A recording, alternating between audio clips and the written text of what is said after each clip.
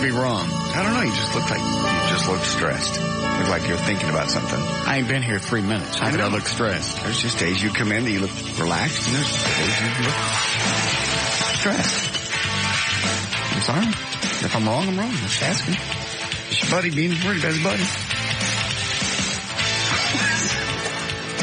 What's the matter with you? I don't know. You're acting dangerously queer. Are you butting up to me because they overruled the sodomy laws?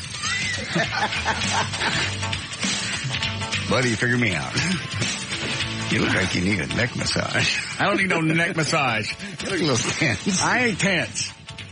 I used to do that with chicks. That's aggressive. Yeah, if you have one that's like resisting, you start on the neck. Because that they think, oh, he don't want sex. Oh, that's the safe part. Yeah, or the feet. Right. You ain't starting anywhere near the nasty part. Mm-hmm. That's once you get past the bra strap, you know you're in. That's it. And this is it. This is in the way. Can I get rid of this? They always buy it. Yeah. I mean, we've talked about this before. They always buy the thing. You know, I just want to rub you back. And obviously I'm on the area that, good stuff. So the guy just undo this bra. Help you out a bit. Set them free.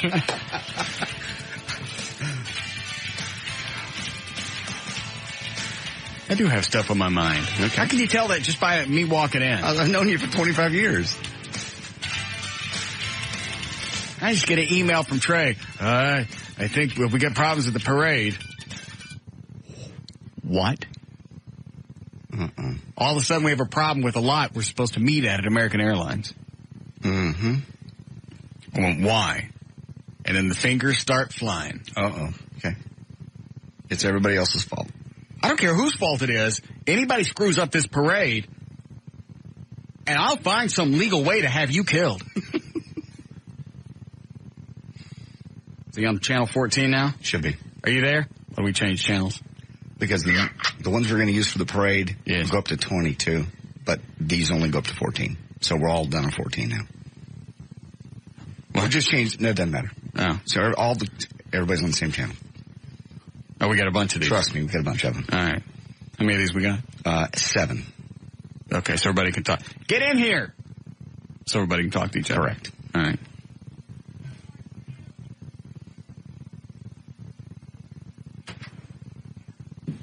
What was that page out there for me? Oh, that was for something. Come to the studio. Who's supposed to come here? Thought you wanted Chloe. Yeah, I want to know everything that's going on. Don't know where he's gone. Okay. What's the problem? The problem, we have the lot at American Airlines Center. It's been moved to Lot F. Why? They ain't mad at us, right? Nope. Okay. They still love us? Still love us. What's the problem? Why was it moved 3 days before the event?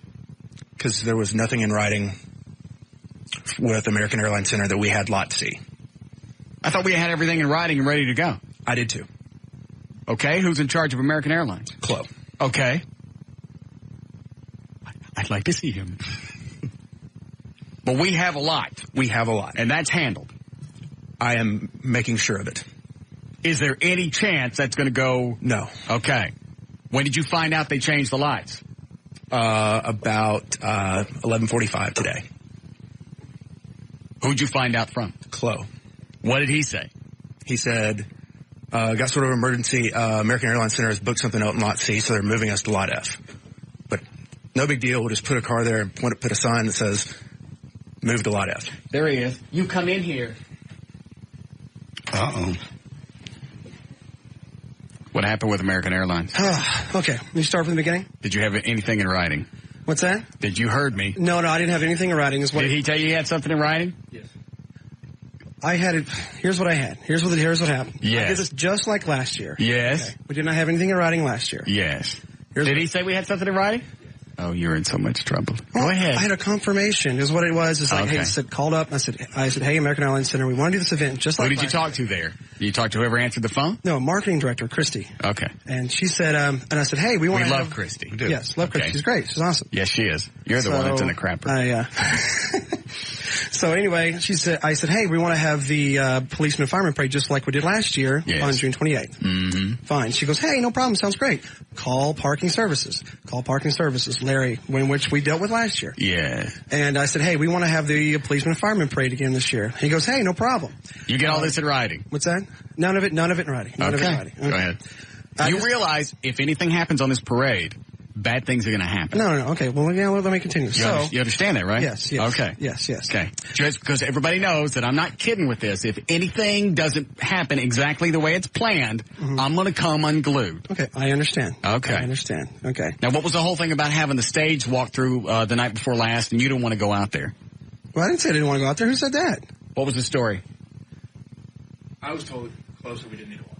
We need to walk through on everything. In fact, tonight, I want to walk through on everything. I want somebody to run the parade route. I want to make sure that 18-wheelers can clear it. I want to make sure that everything's set up. I want to make sure there's a spot for the stage. I want to make sure everything is walked through tonight, so tomorrow I have a complete report. No, I'm up for it. Like, every walkthrough, I mean, like, just the next 2 days. Yes. Tonight, there will be a walkthrough. I don't care who's got what going on. I want to make sure everything is walked through tonight. I want somebody to take a video camera and go through the entire parade route, and I want to see it tomorrow.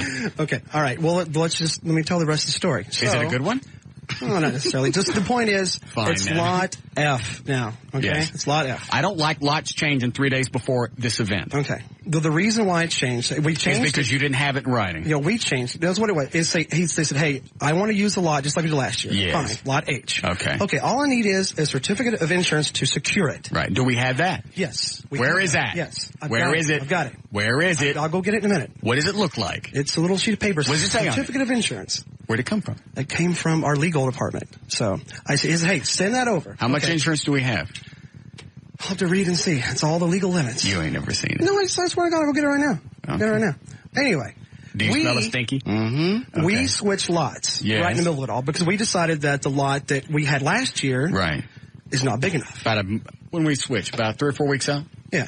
Okay. So I called Larry up and said, hey, Larry. When did you tell Larry we were swapping lots? We can't swap lot. I mean, we can't use that lot. Is there any way we can use another lot because the parade is going to be bigger this year? Right.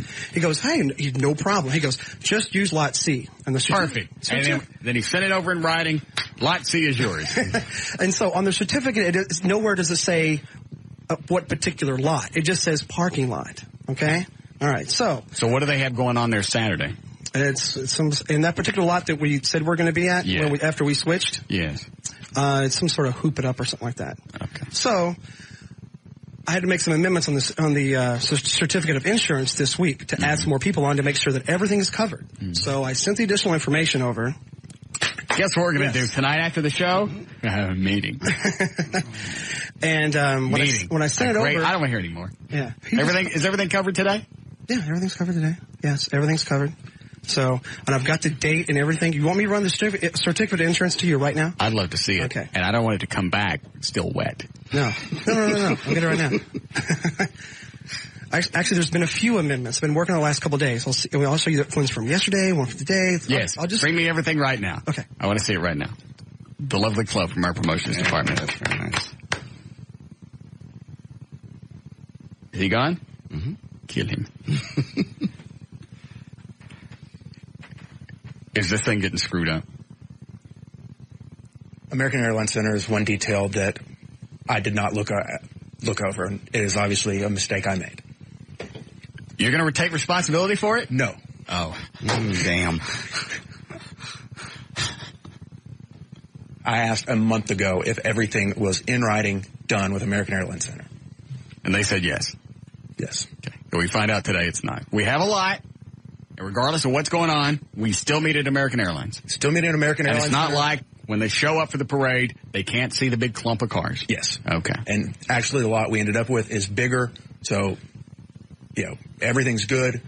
This is just... I just don't like changes at the last minute. My stomach acid has been gurgling all day. Okay. So you contend all of this is Chloe's fault. God. See, we didn't have anything in writing last year. Like they said, doesn't make any difference. Just because there's nothing in writing last year doesn't mean you leave it to chance this year. I know. Believe me, I just secure the lot. They said a lot. They didn't do a specific lot. Yeah, but we have to have a lot to tell the officers where to be. And then if you know what I mean, and we can't change it at the last minute. I know. So when I made these amendments and sent them over, okay, in which I originally called, I said, hey, we're having this event on June 28th. Yes. This year, right? This is what's happening. So I called them back and said, "Hey, we need some amendments on this deal. I'll send fax it over to you." Right. So I send the amendments over. Calls back and he goes, "Hey, lot C is taken up by Hoop It Up. I thought you said July 28th." So it was his fault. No, I'm not saying it's anybody's fault. You know what I mean? No, it's my fault for not getting... Well, what happened when you faxed back the thing to him that said, hey, we have it for July 28th, because you had it in writing?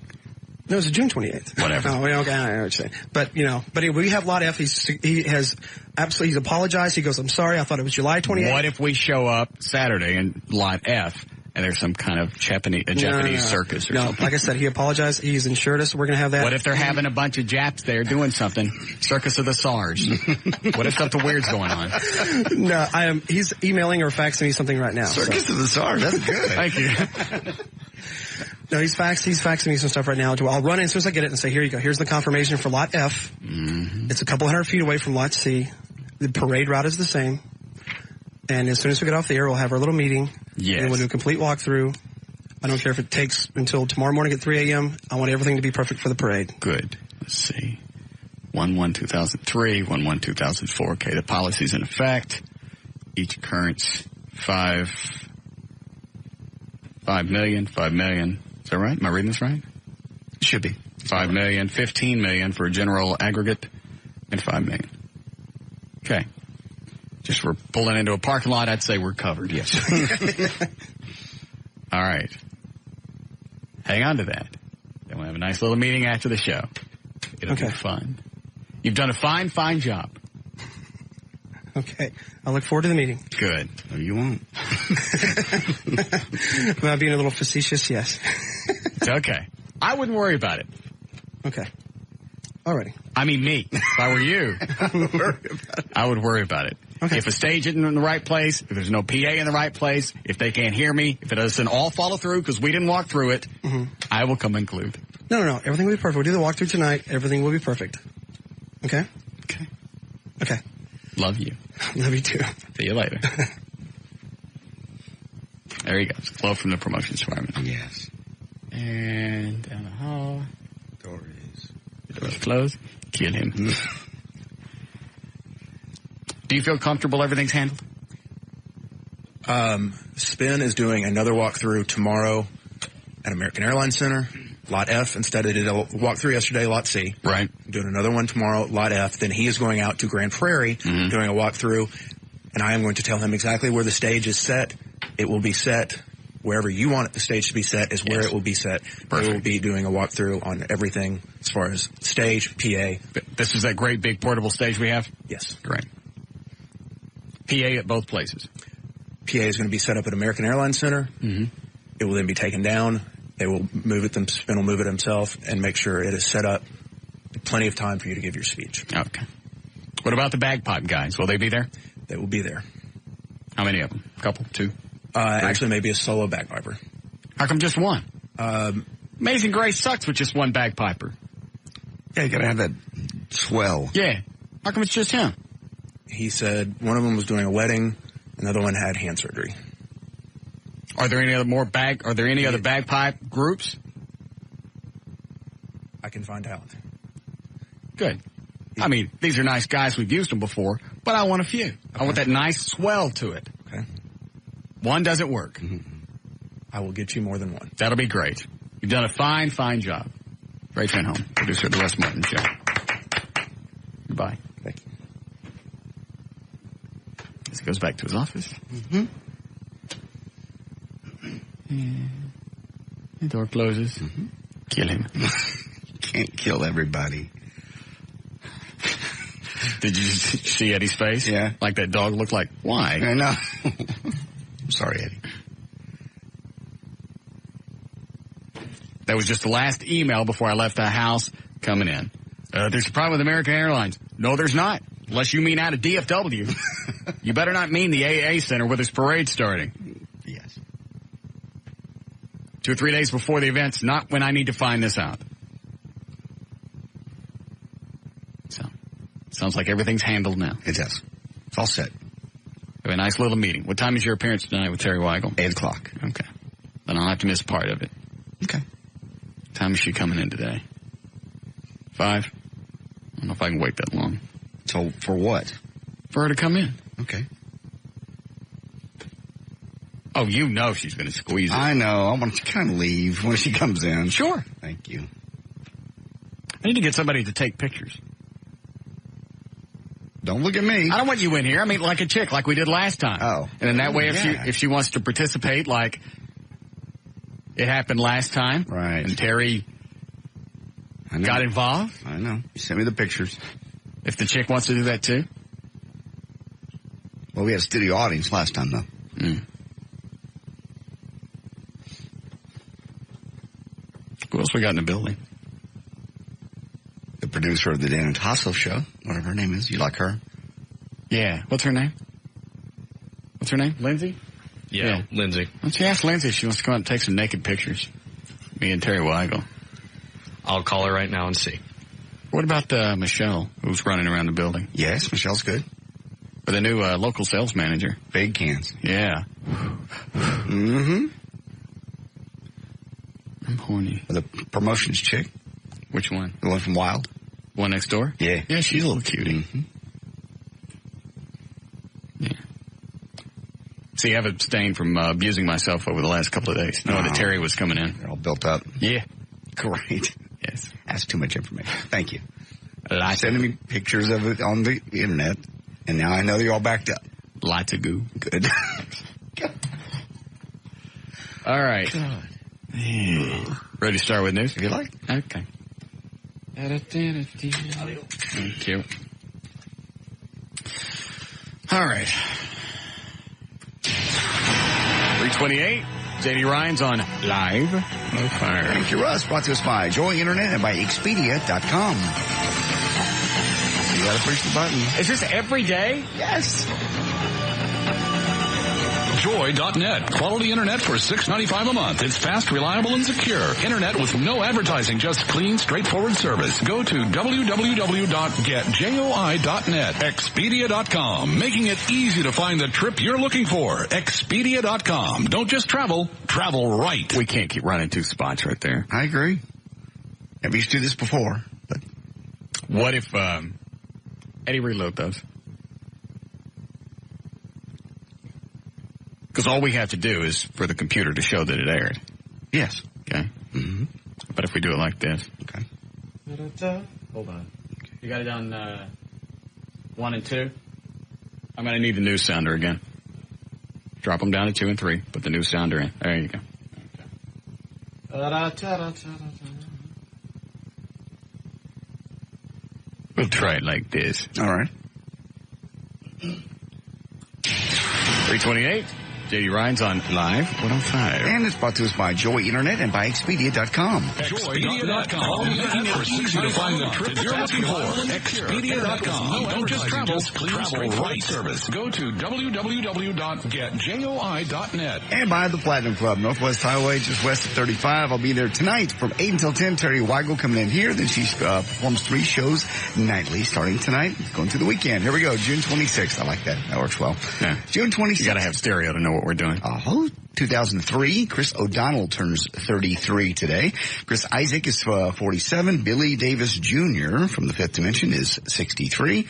And my son, John Christopher, is 19 today. What is today? June 26th. Did you get those flowers? What flowers? 19 years ago? When he was born. Yeah, we got those. It was very nice. All right. Where are they? They died. Should have used profile. It's been 19 years. Huh? Okay. That's damn weird. I remember being in the hospital. Yeah, you came by. I don't know if it was that day. It was that day or the day after. He was born about 4:30 in the afternoon. I was exhausted. We'd been up since Sunday. He was delivered on Tuesday, so I went to sleep. It was probably the next day. Yeah. How long was she in labor? From Sunday night till Tuesday afternoon. It was horrible. Can't they? They were about to do a C-section. In fact, the doctor was coming in to tell us, you're not dilated enough. We're going to do the C-section. When he reached in there and went, oh, here's the baby. But it would have been forever. Can't you ever just reach in and start pulling on it? No. Why not? You just can't. The woman has to be dilated 10 centimeters. You mean her snatch? Yes. Whatever it is in there has to be 10 centimeters isn't enough to get a kid out. Whatever it is, that's the magic number. Although, I've gotten dookies out much bigger than my hole which should have allowed. That's right. Whatever that magic number is, that's what it's got to be. And she stuck it like 6 for 2 days. and wouldn't budge. And you can't pry? Mm-mm. You can't get in there on both sides of her vulva? You can't. And pull open? No. Why? I don't know. I'm not being a smart ass. Why can't you just get on both sides and grab and have somebody going after that I would kid? imagine because then it would tear. It has to naturally dilate. Well, I mean, you could do it slowly. No. Somebody gets on both sides, No. pulls it open, and then you go in there and you get that. No. Bad enough the damage a kid does coming through it as it is. Rip it apart. Say rip it. Just slightly pull on it. And he did the episiotomy. What's that? Yeah. Episiotomy is where you cut the top of the vagina area. Oh. So it doesn't. I remember now. So Hold on just a second. What? Go ahead. So it doesn't rip. I know. So all of a sudden she just immediately dilated. Yeah. Chris came out. It'd been about 20 minutes and the doctor was walking in to tell us, it's time to do a C-section. You're not there. And he reached. Why is it had to happen right then? Why couldn't you wait another day or two? Because any danger to her or the baby? She just was exhausted at that point. She was So there was no danger to anybody. You just get tired of waiting. I don't even know, to be honest. I think at that point the baby needs to come out. Do you know, Eddie? I have no idea. All I know is I was exhausted. She was falling asleep between contractions. Well, why does she have to be awake? Well, because she wanted to be awake. We worked to do natural childbirth. Why? We just did. It's what she wanted to do. What's the difference between natural and not? You're awake and they give you very little drugs. Okay. And the other way is you're out? I believe they used to knock you out a long time ago. But you learn breathing techniques. You got to go to these classes. You got to learn. I know, like the Lamaze thing. The Lamaze class, yes. You got to learn all that stuff. See, I've always heard natural childbirth. I just didn't know what it meant. To me, that would mean you go in and you just squat it out on your own. No. You punch yourself in the stomach. It's a little more, now they got it with places where you can actually have the baby in a pool of water, like a little wading pool. Oh, I bet that looks lovely when it comes out. It does. There's so much stuff that comes out. And then you got. Why would you want to what's the purpose of having it in the pool of water? Then the baby comes out into water where it's been for 9 months. And so? It's less dramatic for the child. Well, what does he care? He's not going to remember. None of this stuff is emblazoned in his mind. That's just that's the new thinking. Well, that's retarded. What's it called? Birthing pool. Oh, I've got it. Yeah. And there's some freaks someplace that afterwards. Oh, y'all. No. They want to drink the water. They do. That's so gross. You got people that eat the placentas, right? You got people that eat placentas. You know damn well they're going to drink this water. Add a little vodka. Stop it. That is so nasty. You have not been in the room when this happens, so you don't know. It's making me sick thinking about it. Because all this stuff comes out, right? A lot of fluids. The baby's obviously covered in stuff. Why? Okay. Why? Like pink cream cheese. That's what it looks like. I don't know why it's got white stuff on it either. I have no idea. But they warn you in the class. They warn you what it's going to look like. So you're not. Does it do any good when you see the kid? Did you actually watch him come out the canal? Yeah, I was on her side, though. So I wasn't like on the doctor's side. All right, so you didn't actually. Okay. But you look around. You don't want to look around. And the baby's coming out. Why? That would make me yak. And I don't think it's a good sign in any culture to yak on your child. No, it's your child. I know, expected it for 9 months. It's not like, what the hell is this? It's like, what's coming out. Yeah, but if it's got all that crap all over it. You expect it. You've been told. You've been warned. And then you cut the cord. Here's your baby. Mm-hmm. Here's the wrapper it came in. The placenta. Yes. And here's the cord. Did you cut the cord? I cut the cord on both children. Oh, God, mother. That's gross. Why is it gross?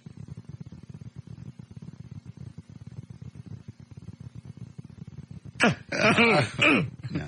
By that point, it's actually pretty cool. You're cutting some kind of cord that's just kind of dangling? Yeah. Oh, how thick is it? About. It's that big? Yeah. That's the size of a water hose. Yes. That's a good example. A lot more flexible than a water hose, but yeah. It's like a cannelloni. No, it's not that big. Isn't it? It's about like so. And does stuff come out of it when you clip it? A little bit of blood, yeah. Well, it's got stuff in it, yes. That's how the baby's been eating for 9 months. Then Was that tube going in his mouth? They clamp it off on either side. So. I don't want to hear anymore. Alrighty. What is it, Tony? Shut the hell up. You're killing me, man. I'm about to hurl. All right. Dude, did you forget you could leave the room? I'm in a truck. Well, dude, roll out the window. Obviously, changing the stations is out of the question. It is out of the question. Thanks. I forgot I can leave. It's a lot easier just to look at the phone number, call them, and tell them to quit than to flip down to the wolf.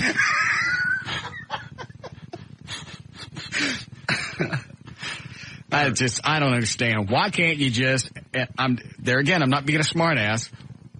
In fact, I'm starting to get dizzy. Why can't you just send them into the room and go, hey, look, good luck. You can.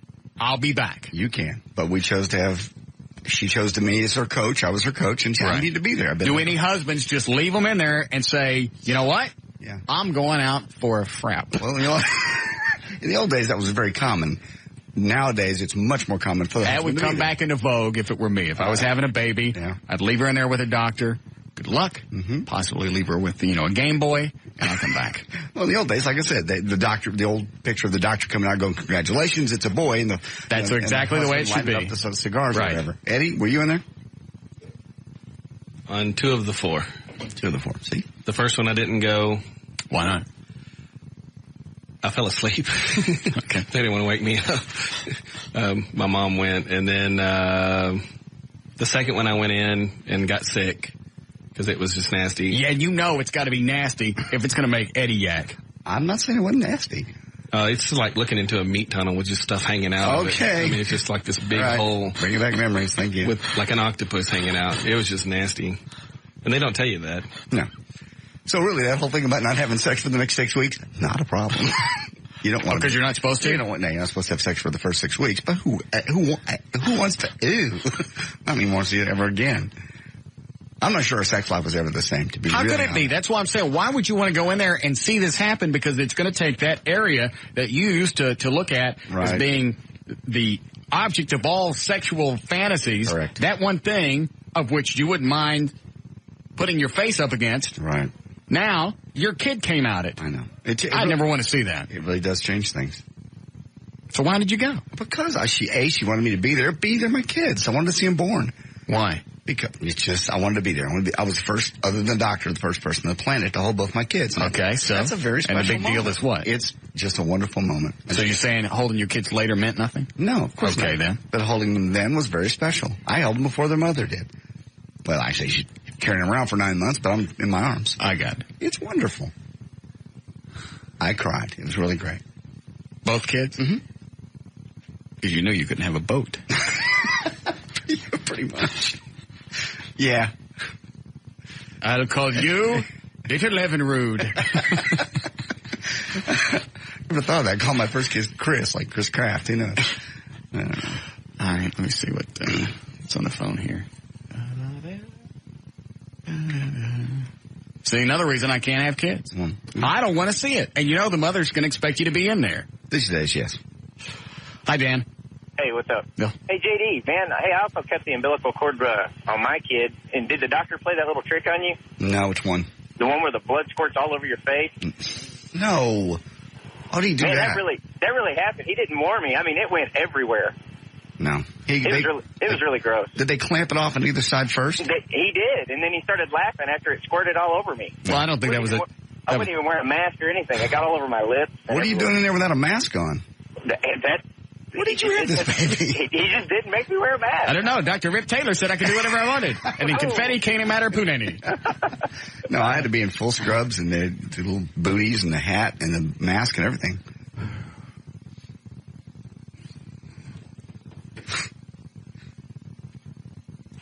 Hi, Scott. Hey, man. JD. Yeah. Did you the afterbirth part, the placenta? Did you find them digging through it? Because when I looked around, just took my eyes off her gazing after, glow thing. Before you go any further, are you hosing me? No, absolutely not. Why are you going to look through the placenta? Well, the doctor, for some reason, throws it into a big silver tray and starts digging through it to see what's in there, see what the baby got, I guess, during its time. But I saw that, I looked back, and they're sewing up after the episiotomy. Yeah, I looked at the doctor and said, you know what, just keep sewing, close it, because I'm done. I ain't going back there. I was the sewing part is weird, but no, I didn't see him digging through anything. Maybe they just make sure it wasn't a flat kid. I guess. But no, it's terrible. See you guys. No, I didn't see that part. I was holding my baby. Well, look at this. You had a little baby boy and a cheese blintz.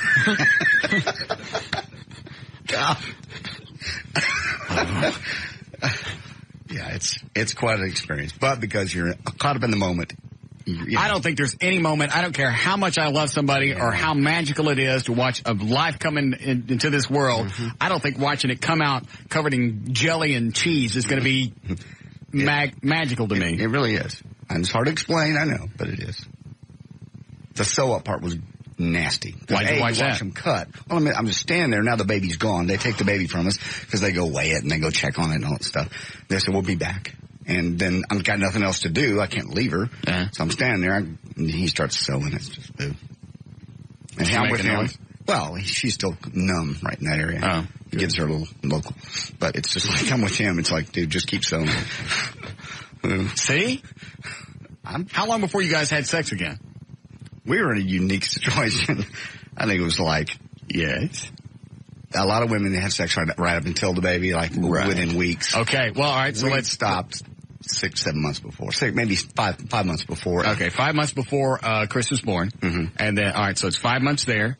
And then how long after before you had it again? 9 or 10. Wow. I know.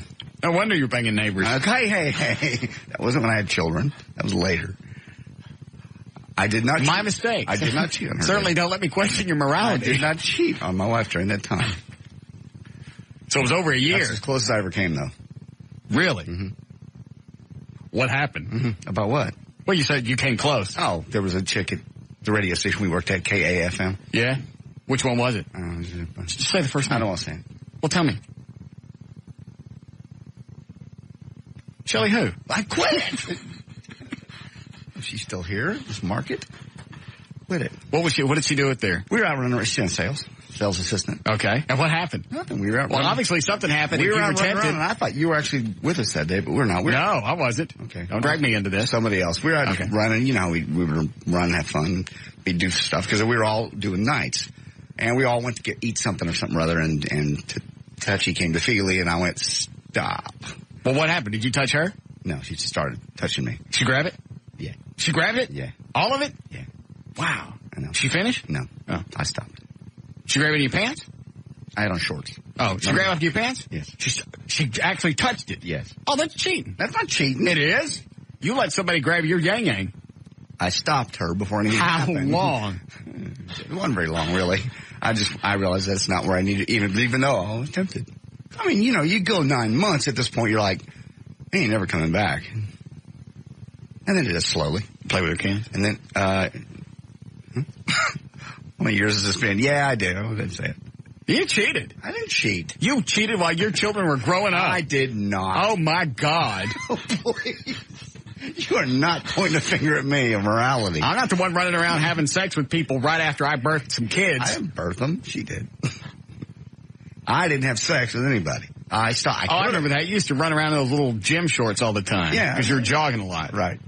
That was it. Okay. The little Texas ones. I remember those. Yeah.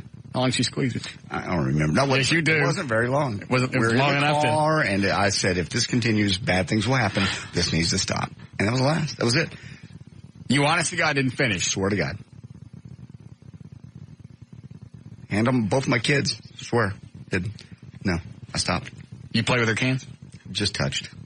Inside or out? Out. Why are we doing this? My kid's birthday. Quit it. Yeah, whatever. Did you grab her fish? No. Because I knew if I got that far, they'd... Yeah. Did you kiss her? No. You dry hump? No, we're sitting in a car. Oh. And somebody else was driving. Who were we with? I can't remember. You were in the back seat when this was going on? No, I was front seat of somebody's like Suburban. I don't get the configuration. Three across. Somebody else was driving, and then did it. All three of you guys sat in the front seat? They got out to go get money at an ATM, and that's when this all occurred. So it was. Well, how did she know she could reach over and grab it? She just tried, and I didn't. I didn't initially stop her. So whoever was driving was out getting money. You don't just grab some guy's crank. We've been talking. We were friends. What were you saying? So you've been flirting the whole time. You wanted this to happen. No. Oh, my God. Quit it. God. You have to be some whore. Everybody's tempted. The difference is I didn't do it. You let her grab your willy. Yes. Okay. And I stopped her. What did your wife say when you told her? Told her I fingered this listener in Mexico. And she said, it's okay with me. Okay. No, I'm kidding. You didn't tell her? Of course not. Why not? Why would I? It's very important to the sanctity of the marriage. No. Oh, that's what I need to tell somebody who's just squatted out a baby who hadn't had sex in 8 months, 9 months. By the way, happened. That would have gone over well. Well, nothing happened. The point is nothing happened. She grabbed your yank. Nothing happened. She grabbed it. And then I stopped it. So? How long? The most important. How long did she grab it? 30 seconds. Half a minute? That's not that long. I don't remember. This has been years ago. 30 seconds is a long time. You put it in your mouth and see how long it stings. I don't remember. All I know is the person was out getting money at the ATM, so it wasn't very long. Nothing happened. I'm disgusted in the same room. Oh, you are. If you do not have the room to talk. I'd never been married, and I didn't just have a kid and have somebody that I'm working with grab my doolally. You've done people you work with. You've done every chick in this building. You've done married women. You've done them in the studio. But I wasn't married to anybody. I didn't promise myself to somebody under the guise of a godly ceremony. Don't you? How dare you? Oh, my God. Go ahead. Oh, Jesus. Everyone's tempted. This is more than temptation. She grabbed your doolally. And I stopped her. After half a minute. I don't remember. I didn't have a stopwatch on it. Did you squeeze it hard? She did this? She wanted a little bit. Just a little. That's bad. I didn't do it. Because you're doing this, that means you expect something. She wanted to, yeah. Not then right there, because obviously we have somebody else coming back from the ATM. Okay. All right, go ahead. Okay. Took a jury less than an hour today to convict John Pace going to jail. We'll be back with the Russ Martin Show.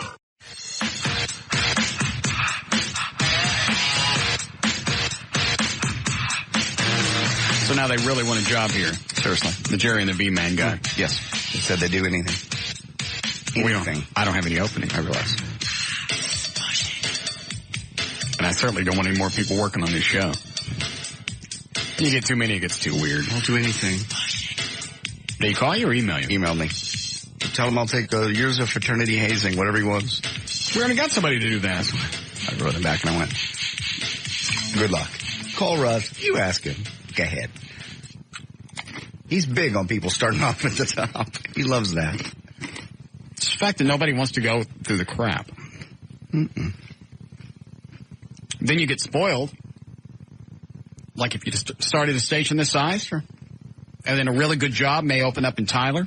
You don't want to take it because you already worked in Dallas. Mm-hmm. Then you're screwed. It's like any job. Airline pilot, you don't start flying jets. You start learning assessment. You don't start flying. That's true. You start on the ground. No. Just like, who was a big fat guy that I liked? Mish. Oh, Mish, sure, yes. Yeah. He had no business being on this station. I liked him. He was a good guy. Right. He was really supportive of us. Have any business being on the air. And because he worked here, he probably wouldn't take, a really good job in like Longview. Only because he's worked in Dallas. Yeah. I worked in Dallas. I don't need to go do that. Go backwards. That's where you should have started. Right. So, I'm sorry, we have no openings for Jerry and the V-Man. Why? I don't know. Yeah, we do have new material, though. I haven't listened to the CDs yet. We never really got the news, but of course, I guess Shante Mallard got it. The whatever. Oh, yeah, I was sitting in front of the TV when the verdict came in. It was less than an hour. Yeah. In fact, we can do a full newscast here. Oh, okay. I'm sorry, I wasn't asking. I understand. Yeah, it was, I remember, Mark Davis played the audio of the judge going, telling the jury, all right, here are the rules, get lost. And then before the top of the next hour, they were already back. Time to go in and grab some free sandwiches and come back. Yeah. You have the audio?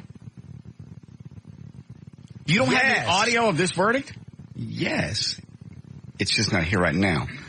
You didn't get the audio? It's on VHS tape, actually. Okay, why is it not in here with us? The audio. I don't know. I'll have it. Why did you tape it if we're not going to use it? What about the closing arguments? Do you have that? Those are all on tape also. I forgot to put them on mini disc. Well, why did you bother to do them if we're not going to use them? I just forgot to put them on mini disc.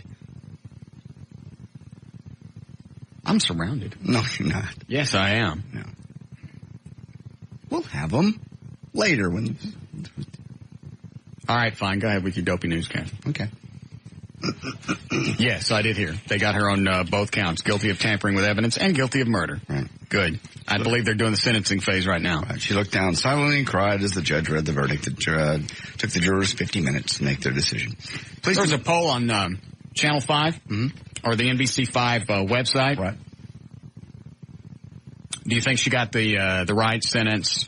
There were 2 or 3 different choices. There were actually 121 people that said she should get probation. I mean, granted, it was a really small percentage, but just the fact that anybody would say that. Yeah.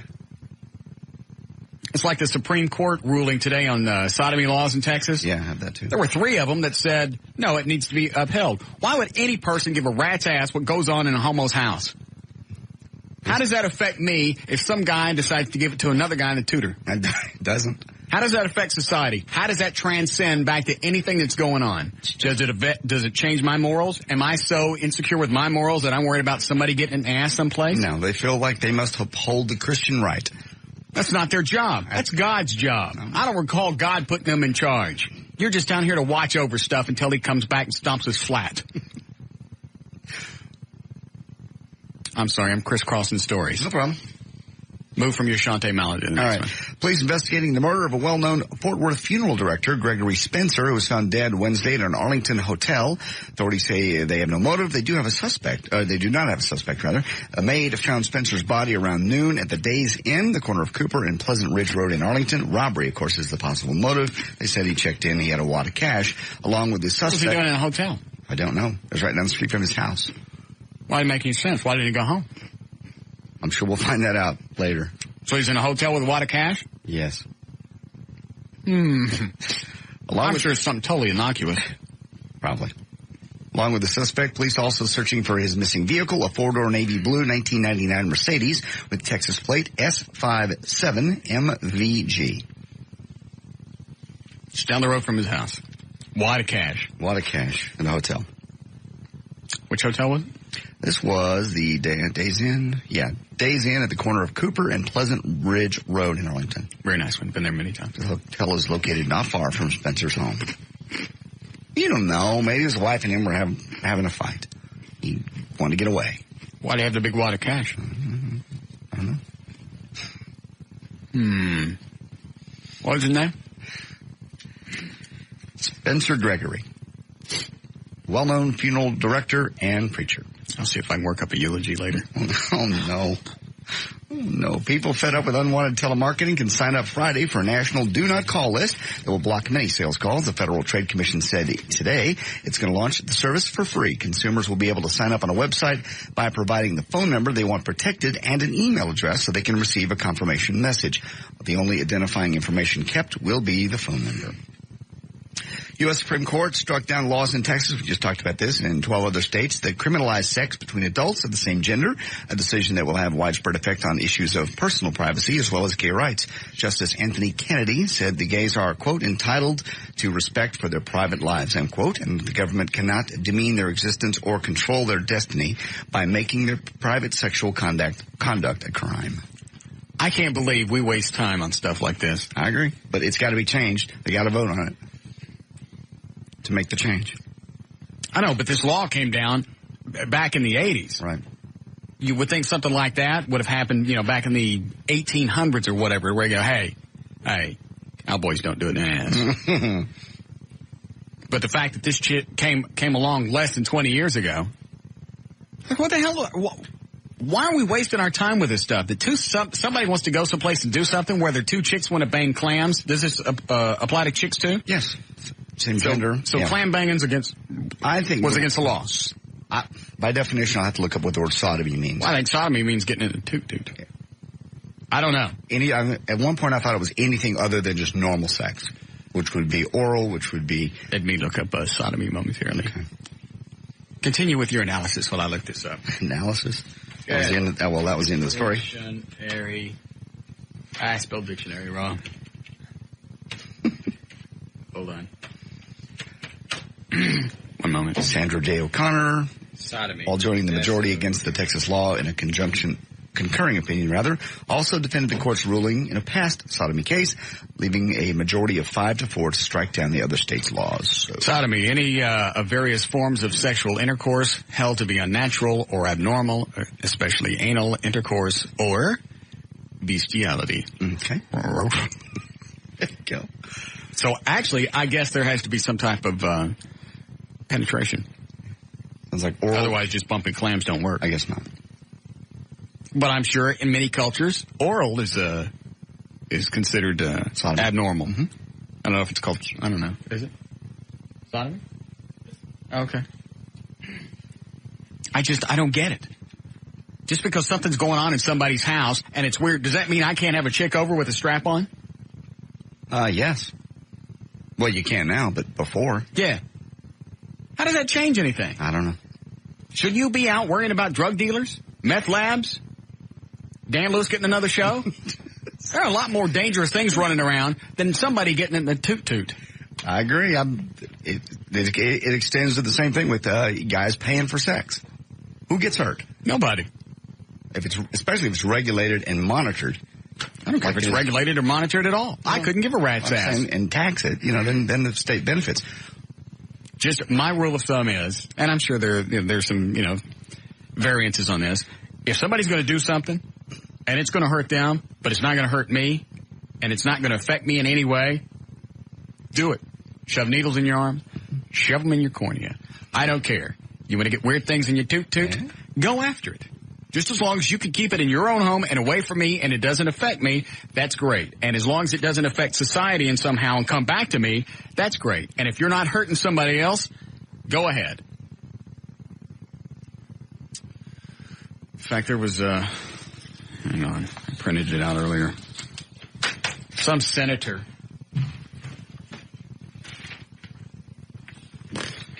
Here it is.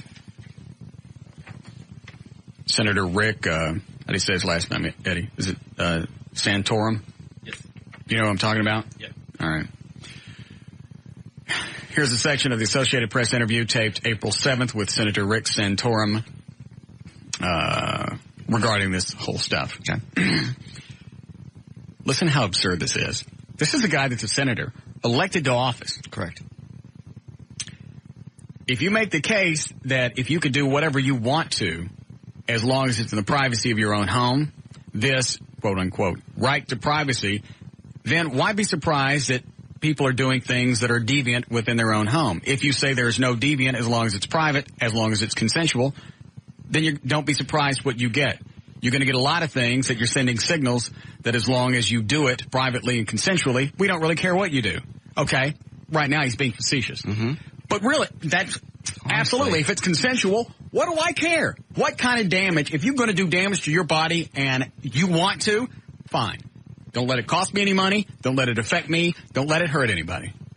I mean, other than you. Yeah. Where's the part where it goes off on a tear? Here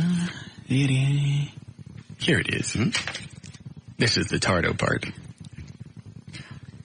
We have laws in states like the one at the Supreme Court right now that has sodomy laws, and they say they are there for a purpose. Because, again, I would argue they undermine the basic tenets of our society and the family. If the Supreme Court says you have the right to consensual sex within your own home, then you have the right to bigamy. You have the right to polygamy. You have the right to incest. You have the right to adultery. You have the right to do anything. This guy's a moron. Yeah. Just because you're saying two people can do things like that and it's both consensual doesn't mean that all of a sudden all laws are open game just because you're doing it in your own home. There are other things that you could do illegally on your own home that will hurt somebody. Correct. Incest is one of them. Unless it's consensual. No, not if it's consensual. Polygamy, that's a bunch of wives, right? What is bigamy? Mm. And adultery. You know what? All of these things are really fall under the guise of morality. Correct. Except for bigamy and incest. The rest of these aren't criminal, right? Or polygamy. You know what I'm trying to say, though. Shouldn't be left up to the government. Should be left up. If you don't set the morals of this country, the basic rules is don't hurt anybody else, don't steal from anybody, don't kill anybody. You want to do weird things to your ass at home? Knock yourself out. If a George Foreman grill will fit in there, let it go. I agree. We have odd laws. Spend a lot of money measuring how far breast comes from a man's face in a bar that he paid to get into. Yeah, everybody in there's having a great time, Yeah. and just because a breast goes within 2 or 3 inches, gets that close to his face, all of a sudden it's against the law. Mm-hmm. And absolutely we should be spending our money on that, because I don't want some guy to get a nipple in the eyeball. That's absolutely horrible. I know. Leave all the ATMs unprotected where people are getting robbed and raped and dragged off someplace. Well, what do? We spend all this money on undercover officers for this big, long sting so we can bust a chick because she shoved a boob in a guy's face. A boob in a guy's face. I know. City money. City dollars. Mm-hmm. Yes, Ginger? Ginger. Yes. Do you hear me say hello? Yes. No, Okay. Well, you hear me talking now, right? I hear you now. Let's go. You want to hear what I had to say? I think you already got an email that basically said... Sweetie, I ain't reading the email. Just tell me what you got to say. Let's go. Well, when you open up that sodomy law also covers the laws that protect children from being molested. Well, that would be another law. They arrested 2 guys, 2 grown men, for butt banging in some house. Yeah, and that ain't nobody's business but the 2 queers. You know, you're right about that. You're totally right. We don't need sodomy laws to protect children from being molested. That's why we have molestation laws. Right. Well, but those molestation laws fall under the sodomy laws. Well, I don't think the sodomy law should really be in place there. The fact that you're going to do anything with a child, who cares what it's called? The whole idea is just the fact that the government has any right to come into your house and make sure you're having sex. Here's exactly what's going on. The government at one point wanted to make sure that you were having sex properly in your own home. And that, you know what, that may be right, and that's none of their business. Thank you. That's the way the definition of the law should have read. The government wants to have the right to make sure that you are having normal sexual acts. Mm-hmm. Your sexual acts have to be FDA approved. Absolutely.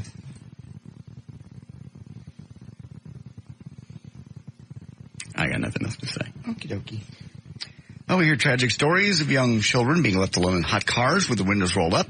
Now we have to worry about the same thing happening to mentally handicapped adults. In Pittsburgh, on a day when it was 90 degrees outside, a 45-year-old wheelchair-bound woman with no ability to speak was locked inside a dark-colored van for at least 38 minutes until paramedics were summoned to the scene and someone broke out one of the windows. So where was the woman's professional caretaker all that time? She was getting a tattoo. Snoop Dogg could end up serving time in prison for showing up to Tuesday's BET Awards with heavily armed security posse. Authorities became suspicious when Snoop arrived at the show in an armored van, complete with gun ports, and stepped out of the vehicle with some bodyguards who were wearing bulletproof vests. The cops detained and searched 13 people. They recovered 7 handguns, one with a laser sight, another with an extended chamber capable of holding up to 30 bullets. 3 of the men ended up being arrested for unrelated charges, 2 on outstanding misdemeanor warrants, and a 3rd on a parole violation. You see this email from this guy that the whole trickle-down theory, that everything is going to come back and affect us? Well, if you're going to go with that, then nobody can do anything. All the morality stuff can and will ultimately affect you and me. Homo A gives AIDS to Homo B. Homo B has no insurance. You pay. A hooker gets killed. The investigation costs you.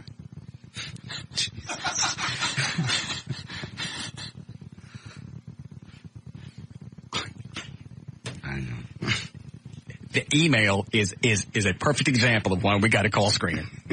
Otherwise, this guy would have gotten through. Yeah. The only thing where I actually get close to having a double standard is smoking. I can't stand smokers. I can't stand being around them. It pisses me off when I go someplace and eat, and they're sitting next to me and they ate, and they wait till they're done eating, right, and then they smoke, because it's disgusting to eat and smoke at the same time. But I'm sitting right next to them. Yep.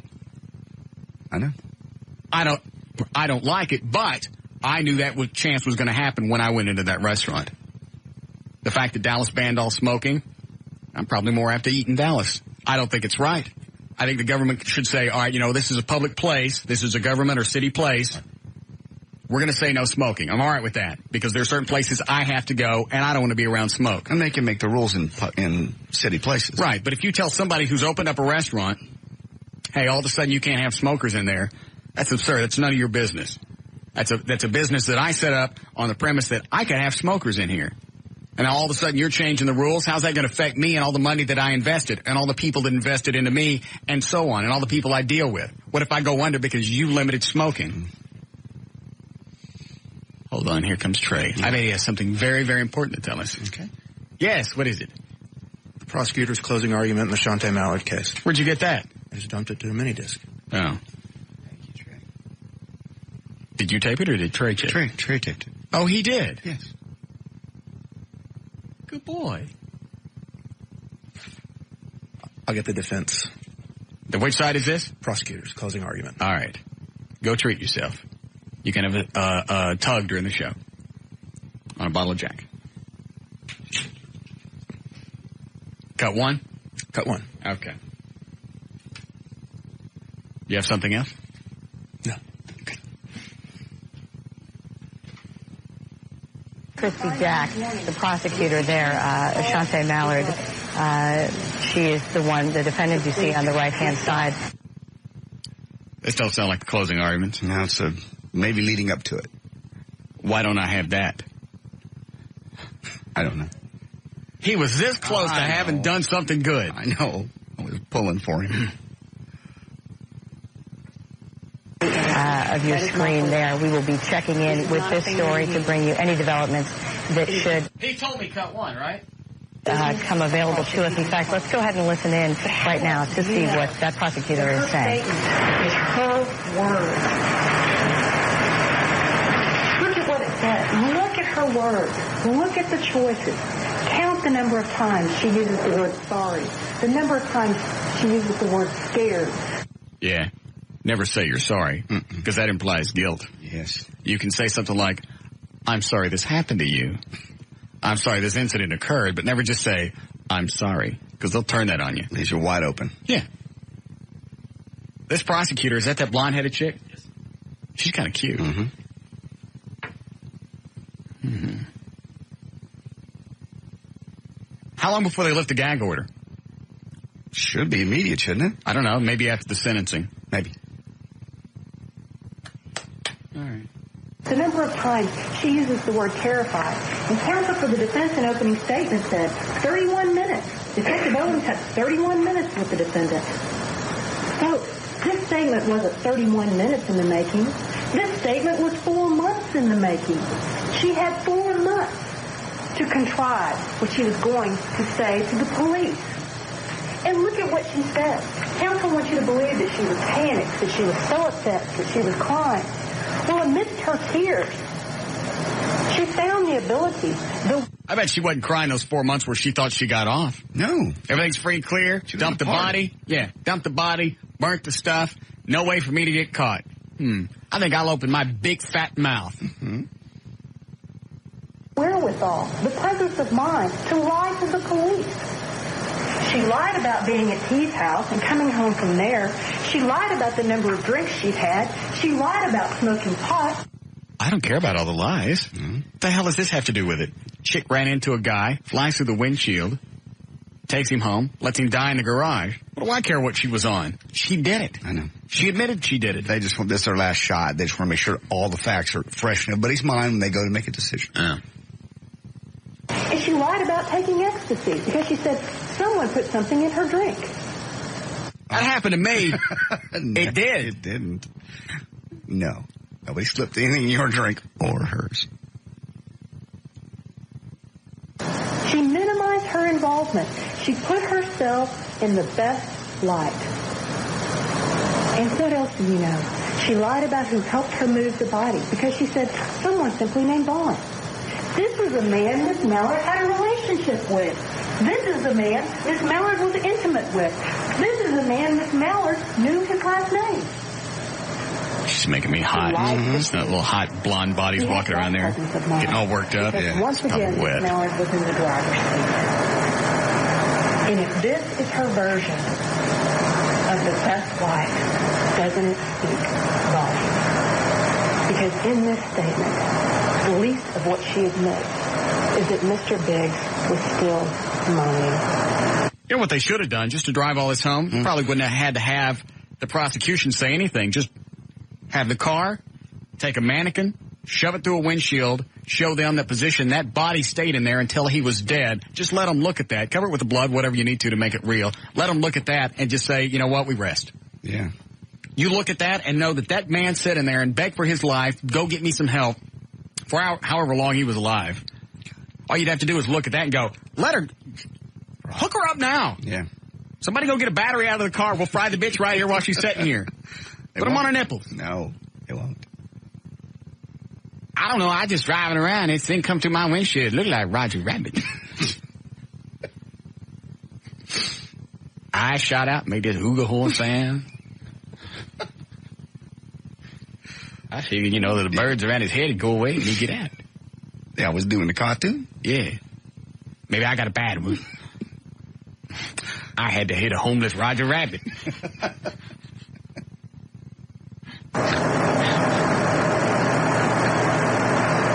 He was still moaning. But you know that he was alive from the physical evidence, the expirated blood in the console. And you... What kind of blood? I couldn't tell. And blood, so that he was... But you know that he was alive from the physical evidence, the expirated blood in the console. Expirated. And you when you cough up blood on something. Okay. He showed you the direction of the blood. It was like this. Isn't that absolutely consistent with Mr. Biggs leaning over the dashboard, struggling to breathe, struggling to live, and coughing up blood? I don't know how doped up you got to be to let a person die in your garage. I really don't. Because she the whole time she kept walking out there. Right.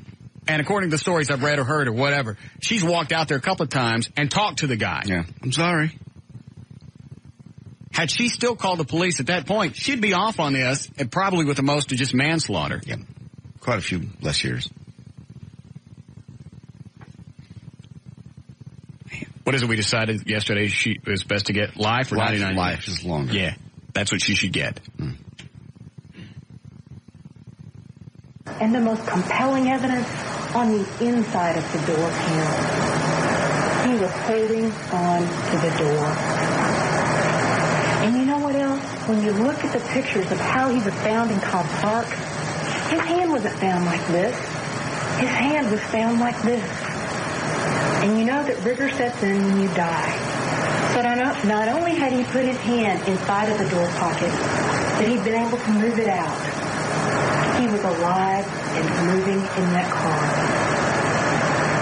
And how else do you know that she is guilty of murder? Because all of the medical evidence tells you so. Jim Satter tells you. Almost makes you wonder if she just walked out into the garage and just watched this guy die. You know? Yeah. Just to watch something pass from life into death. Because that's very surrealistic. Yeah. Yeah. I don't know. I don't know. If you're that doped up, I don't know what you're getting off on. Can you really just go in the house and slam the door and you know? Be hysterical. I'm hysterical. Or how do you know she was? We don't know.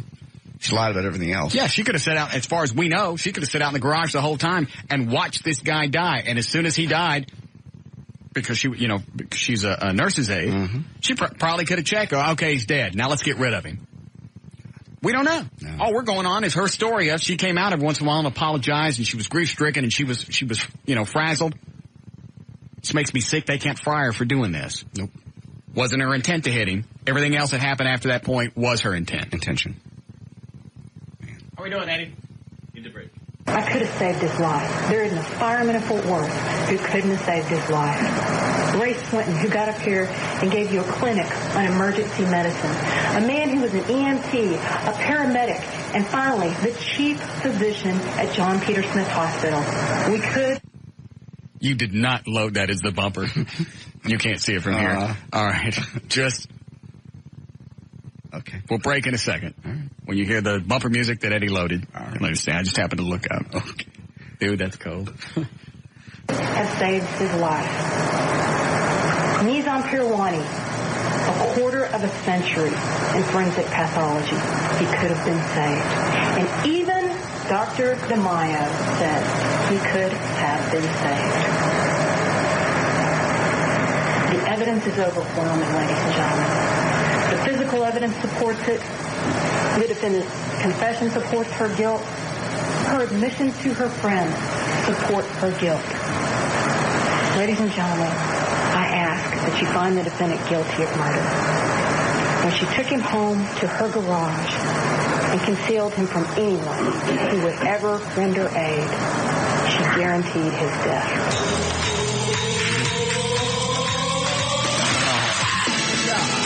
We'll be back with the Russ Martin Show. All right, 437. J.D. Ryan is here. Eddie Boyd, Dan O'Malley, Ray Trenholm. The Lightfoot with traffic. Did we finish news? Yeah, for the most part. Oh. Dan asked Gail to hold on. They've got Shantae Mallard on live on CNN. Meet at your house later on. Yes, sir, we did. Did that ever happen? Yes, sir.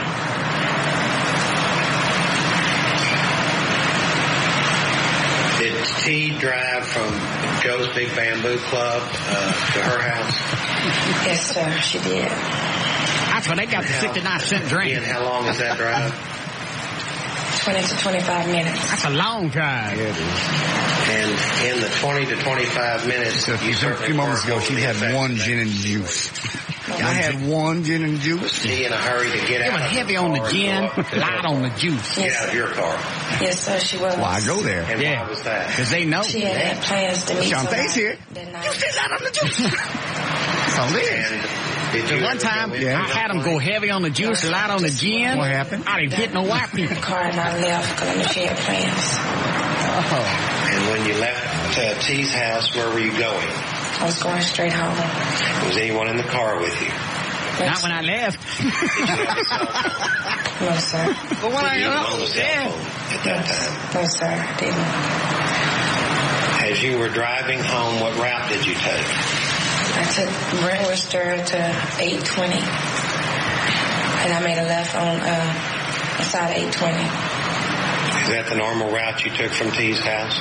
Yes, sir. After you got on 820, what did you do? Stayed on 820 and I exit 287. I was thinking I should have had more gin. And is the exit from 820 to 280, well, when you say 287, you mean 287 north? Yes, sir. And was the exit Why is she on the stand? 20 to 287? I have no idea. I wonder why they're doing this. Yes, it is. As a matter of fact, it almost makes a Maybe horseshoe. trying to get some sympathy for her Yes. from the jury? I don't know. And as you were going around that curve, what happened? Defense Because I was going around. Mallard panicked when she hit Gregory Biggs. That's what it says on the screen. Mr. Biggs. Here it comes. Okay. And when you hit Mr. Biggs, did you see him before you hit him that you remember? No, sir, I did not. Okay.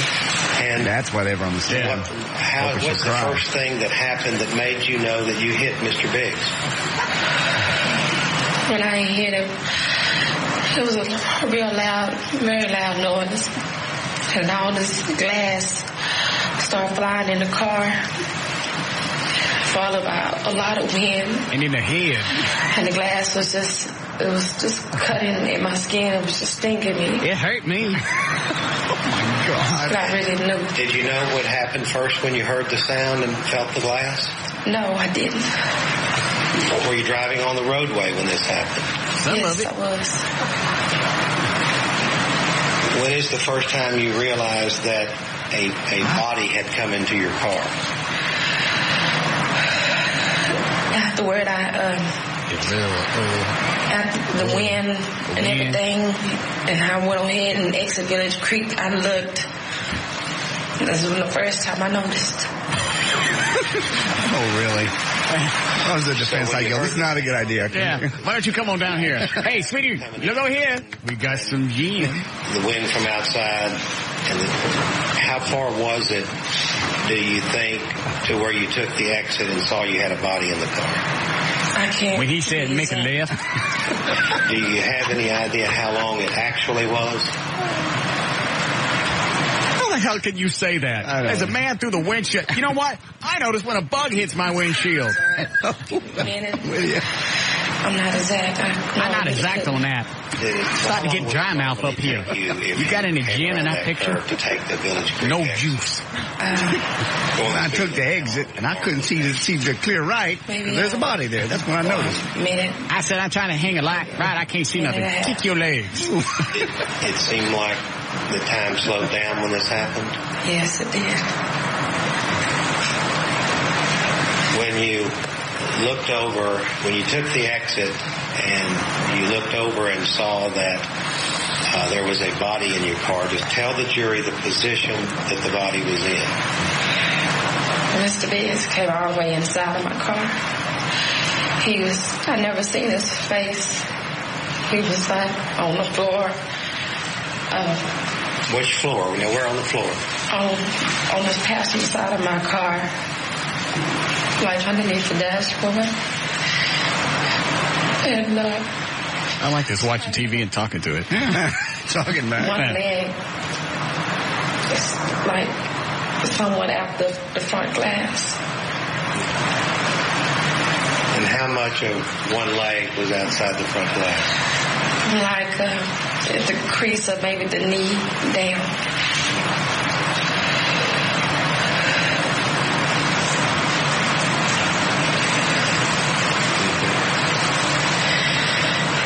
You know that's going to be the new big thing for Christmas. What? You know how they have those things you can put in your trunk, look like legs are hanging out of it? No. They're going to do that on windshields? No, they're not. On the driver's side. I don't brake for nobody. And then the rest of it was like, it was folded in and it was all broke up. But the crumbs, like, it just stayed kind of together, but it was folded in. There was just very little of it.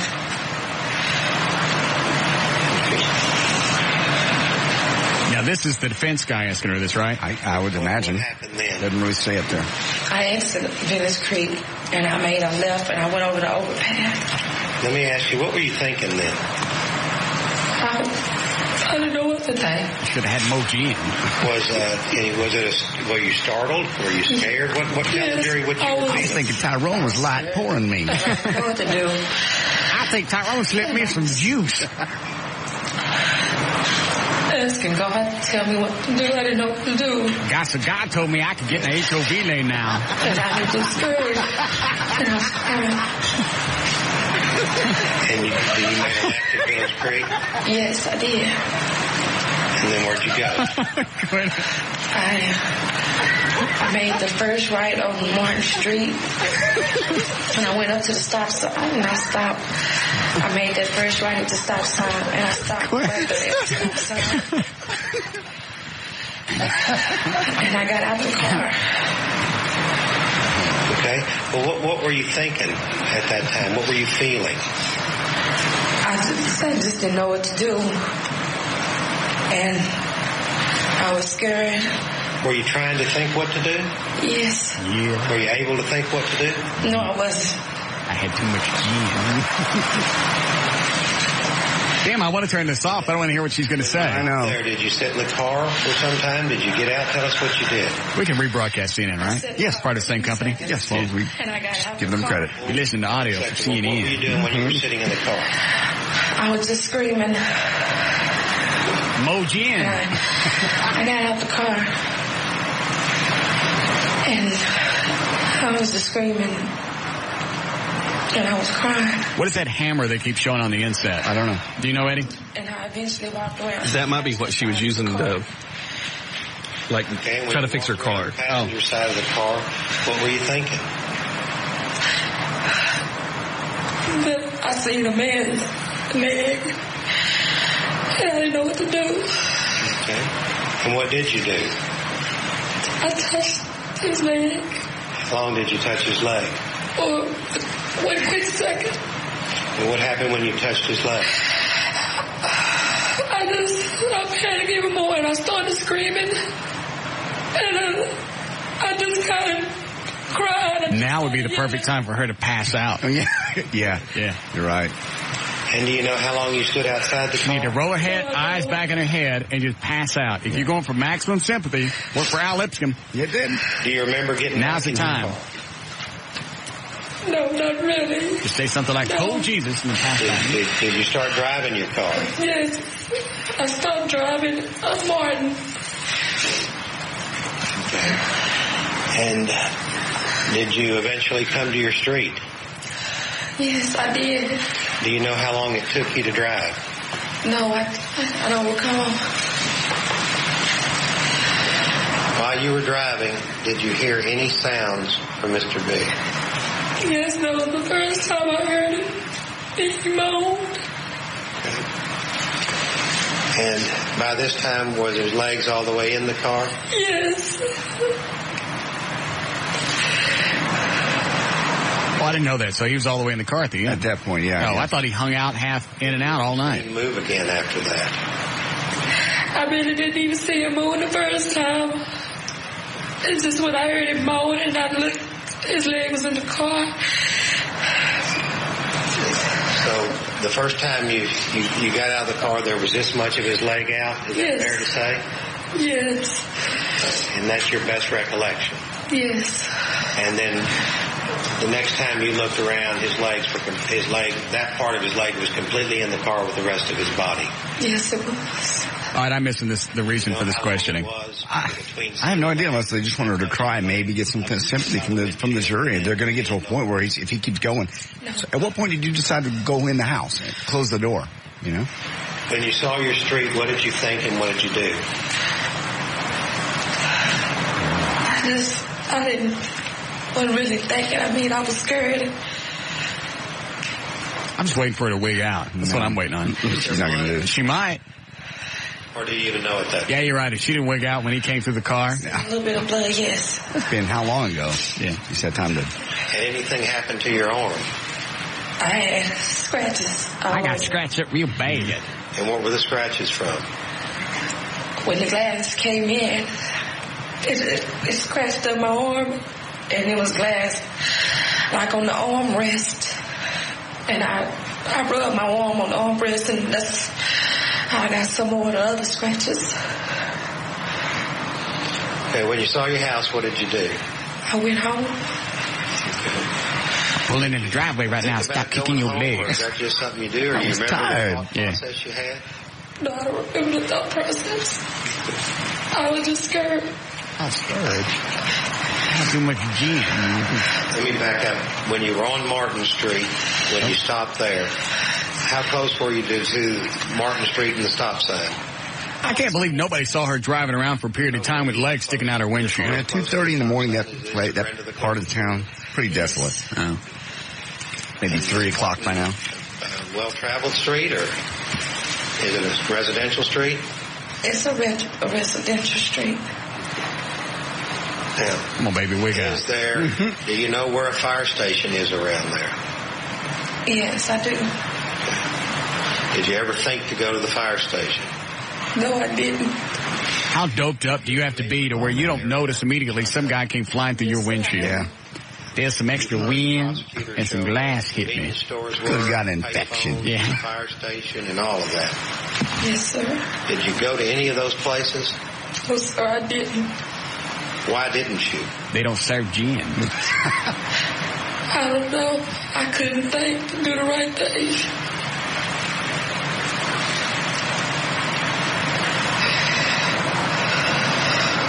Did it ever enter your mind to go to the fire station, to go to the convenience store? To You go to obviously you know it didn't. She didn't do it.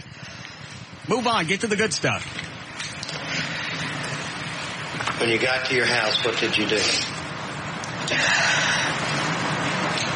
I pulled in the garage and I let down the garage door. Okay. How did you get the garage door open? With my genie. Genie automatic garage door? Yes, it is. Oh, no, that's some white guy hit last week. Garage door down. I call him Genie. Yeah. Get out and open the door. With the garage door opener. Genie?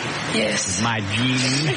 The people at Genie garage door owners are going, Genie. Why you got? I can't be exact. Could have been a Sears. Yeah. Not very long. What were you thinking at that time? I didn't think, I didn't know what to do. How are you doing, Eddie? Why do you think you went home? Because I was scared. Did you look over at Mr. Biggs when you were sitting in the car in the garage? Yes, I did one time. What did you see? What position was he in? He was inside the car, like underneath the dashboard. And where were his feet, and what position was the rest of his body in? Do you know? He's all over the place. I didn't never see his face, so all I could see was like his backside. And well, wait a minute. He coughed up blood all over her console, right? Which means his face was pointing back towards the driver's seat. How could you not see his face? What were you scared Don't know. of? Because I didn't know what to do, and I had never seen no one like that before. I had never seen anything like that before.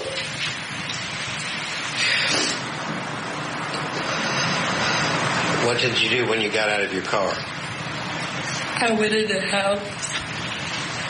And when you walked, what door did you go into the house through? The garage and the kitchen door. After I closed it with a genie. From your garage to the kitchen, is there any steps you have to go up? Yes, it is. How many? It's 2 steps. I don't get it. How are they asking all that? What did you do? I fell out on the floor. Right next to my Manna radar range. Did you leave the door to the garage open? Yes, it was open. Made by Overhead Doors of America. I don't want you to keep mentioning the name brand. I was like right there at the door. Pardon me? I was right there at the door. And right there by the door, there's a telephone, isn't there? Yes, it is. And did you pick up the telephone and try to call anybody? I called one person. But they don't deliver that late. Who did you call? I called T. Why didn't you pick up the phone and call 911? Had too many numbers. Because I didn't know what to do. Were you going to get T to show you what to do? You know, at one point, just like when you go home, you have too much to drink. Yeah. You pass out.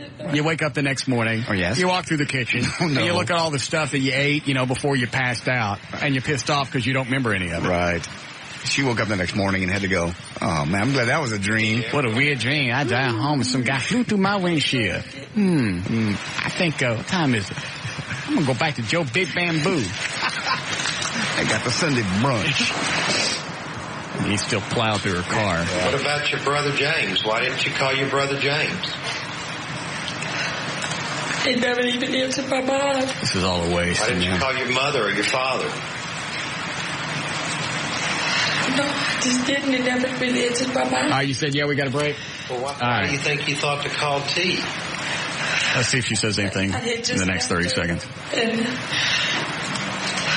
that's all that really just entered my mind at that point in time. I didn't know what else to do. Well, you'd been drinking, right? Yes, sir. Been smoking marijuana. Lots yes, of it. Sir. Been doing ecstasy. Yeah. Yes, sir. Half a tab. Police came, you're going to get in trouble, weren't you? Yes, sir, I was.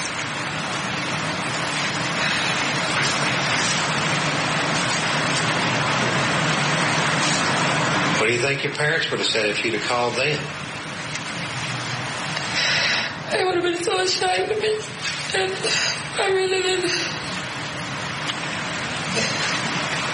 I was scared to tell my family. See, that reminds me. When I get my car back. I was ashamed to tell my family.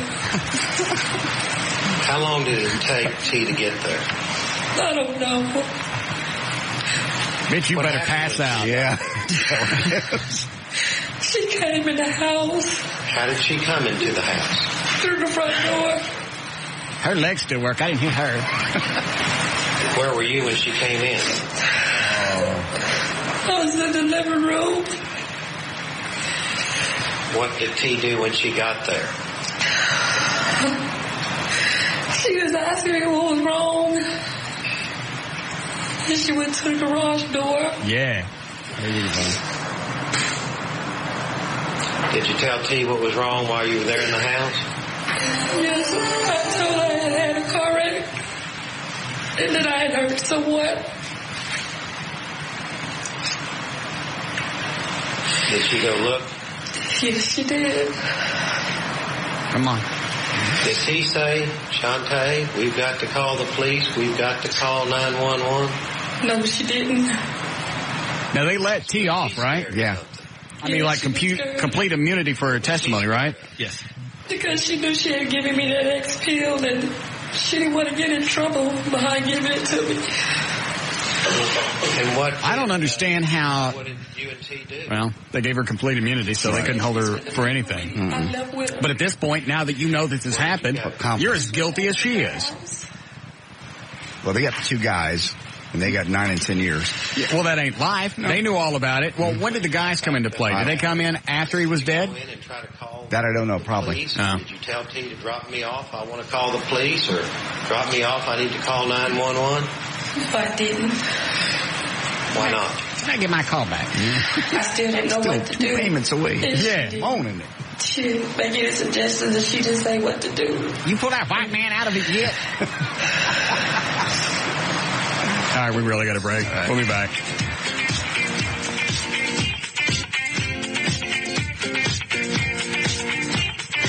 We'll be back with the Russ Martin Show. All right, let's hurry up and do traffic here. I want to see what else Shantae's saying. Hi, Gail. Hello. You watching any of that? No. Why? Well, the studio they've got me in only gets one station. And well, it's on our 4 TVs in here. It's on every one. That's all right. I'll play some more of it for you in a minute. Yeah, just don't play any more commercials. God. I got nothing to do with that. I know it, honey.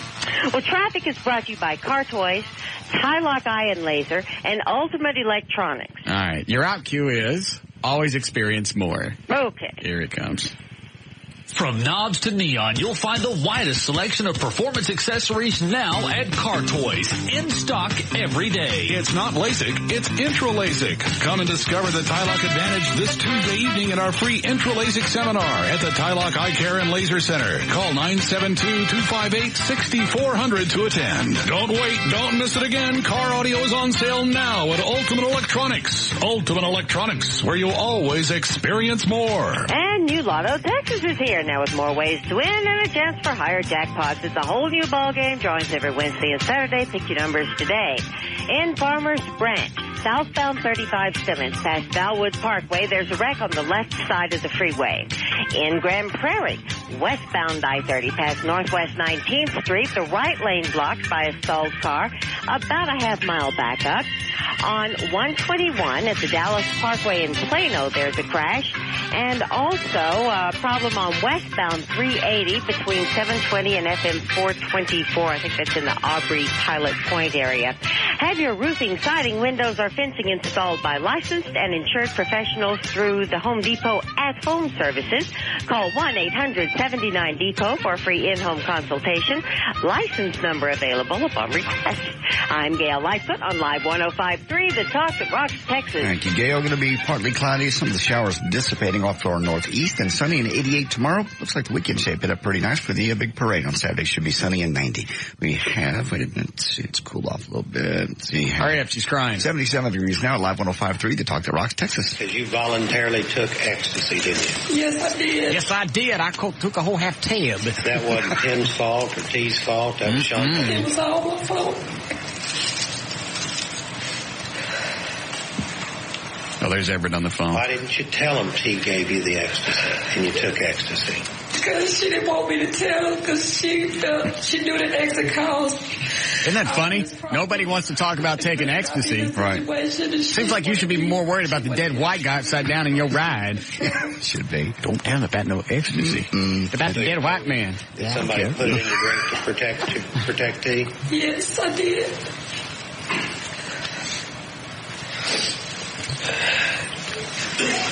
I'm telling you.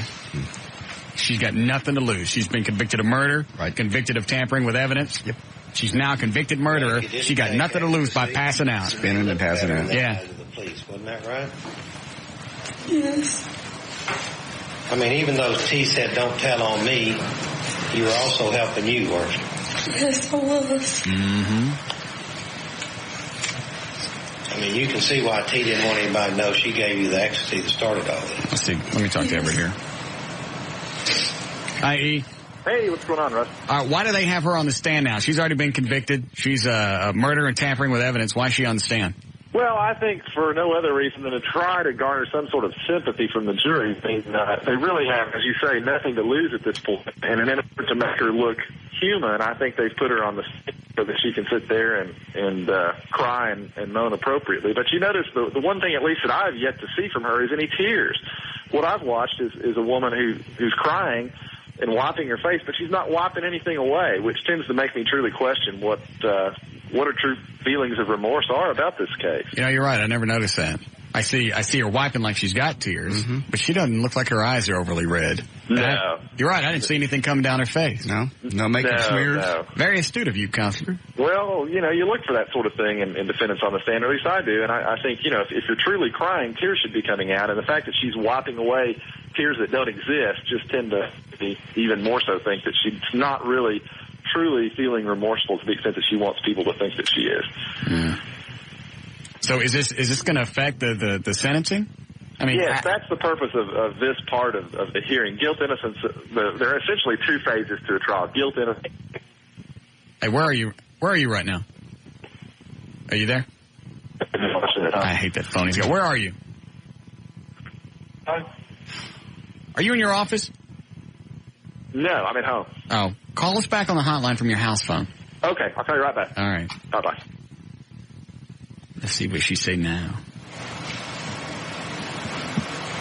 You think you need to be punished for what you did? I need to go. Yes, sir, I do feel like I do need to be punished. But not for long. Do you feel like you need to go to the penitentiary? Oh, no. Yes, sir. No.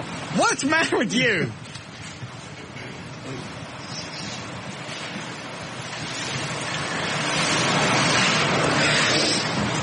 Ever tell somebody you want to go to the pen? God. From the time you were a little girl. Yeah. Here we go. What? Little girl. Yeah. They're trying to humanize her, just like Everett said. Did everything they could for you, isn't that right? Yes, they have. And you saw all those people come in here, and you had strong support in your family, and in your church, and in your school, and in your community, your neighborhood, didn't you? Yes. And as long as you stayed close to them, Hey, you did pretty good, didn't you? is JD right? Is that what they're doing? They're taking her from a two-dimensional to a three-dimensional image for the jury? Well, absolutely. I think that's critical in this case because the facts, you know, viewed simply on their face are so terribly awful that it's easy to demonize this woman, and she has, in fact, been demonized in the media, and understandably so. So, you know, putting an actual personality and a voice and a face with this monster that's been contrived by the media, I think is a good move. I don't think it's going to get them anywhere, but they have little to lose and really nothing else that they can present at sentencing. Yeah, because, I mean, what's the worst that could happen? Yeah, nothing's exactly right. Nothing's going to change at this point. You've already been convicted of murder and tampering with evidence. Yeah, exactly. Well, and, you know, I think, just judging from the questioning, I kind of caught the middle of it, but it sounds like to me that the defense may even be trying to push for probation. You're kidding. Well, you know, they started asking questions, and again, I tuned in kind of in the middle of it, but I heard a few questions along the lines of, well, you know, if she's in the community, wouldn't she be supported by members of her family? And believe it or not, this is a case for which she could receive probation from a jury. Now, I'll say in the same breath. I tell you what, all right. I don't think there's Jump over your own stuff. I'll go start setting cars on fire. I'll be downtown Dallas, flipping crap over. Well, there's not a snowball chance in hell, in my opinion, that she's going to get probation in this case. But you know, again, what else does the defense have to work with? It's a really all right. So this is the defense attorney talking to her on the stand right now. Yes. Okay, because we didn't know. Yes.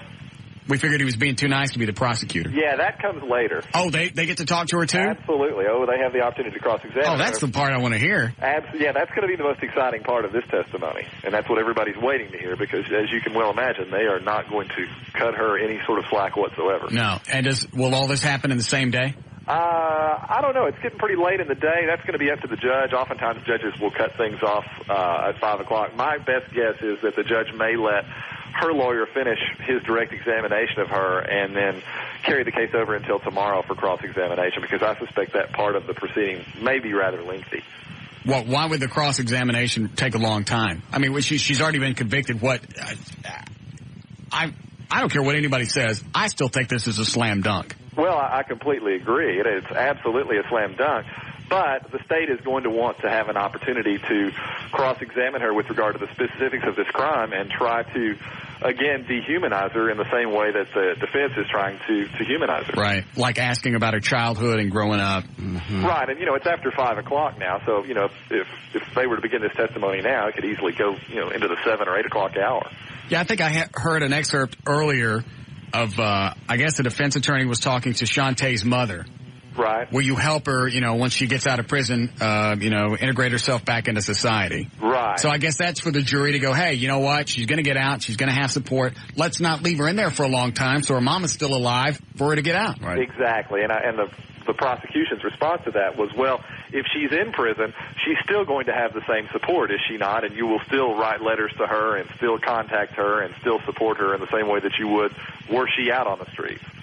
So that was, of course, their response. But, again, I don't think there's any way in the world this jury is going to cut her a break. If they were going to, I think they would have done so during the guilt-innocence phase, because they could have convicted her of the lesser-included offense of second-degree murder, or, as it's commonly referred to, voluntary manslaughter. Mm-hmm. And they didn't choose to do that. They hit her with the first degree. Mm-hmm. And I think they're going to slam her once again when it comes time for sentencing. I'm a defense attorney, and in my opinion, this case screams out for really heavy-handed punishment. I cannot conceive of worse facts.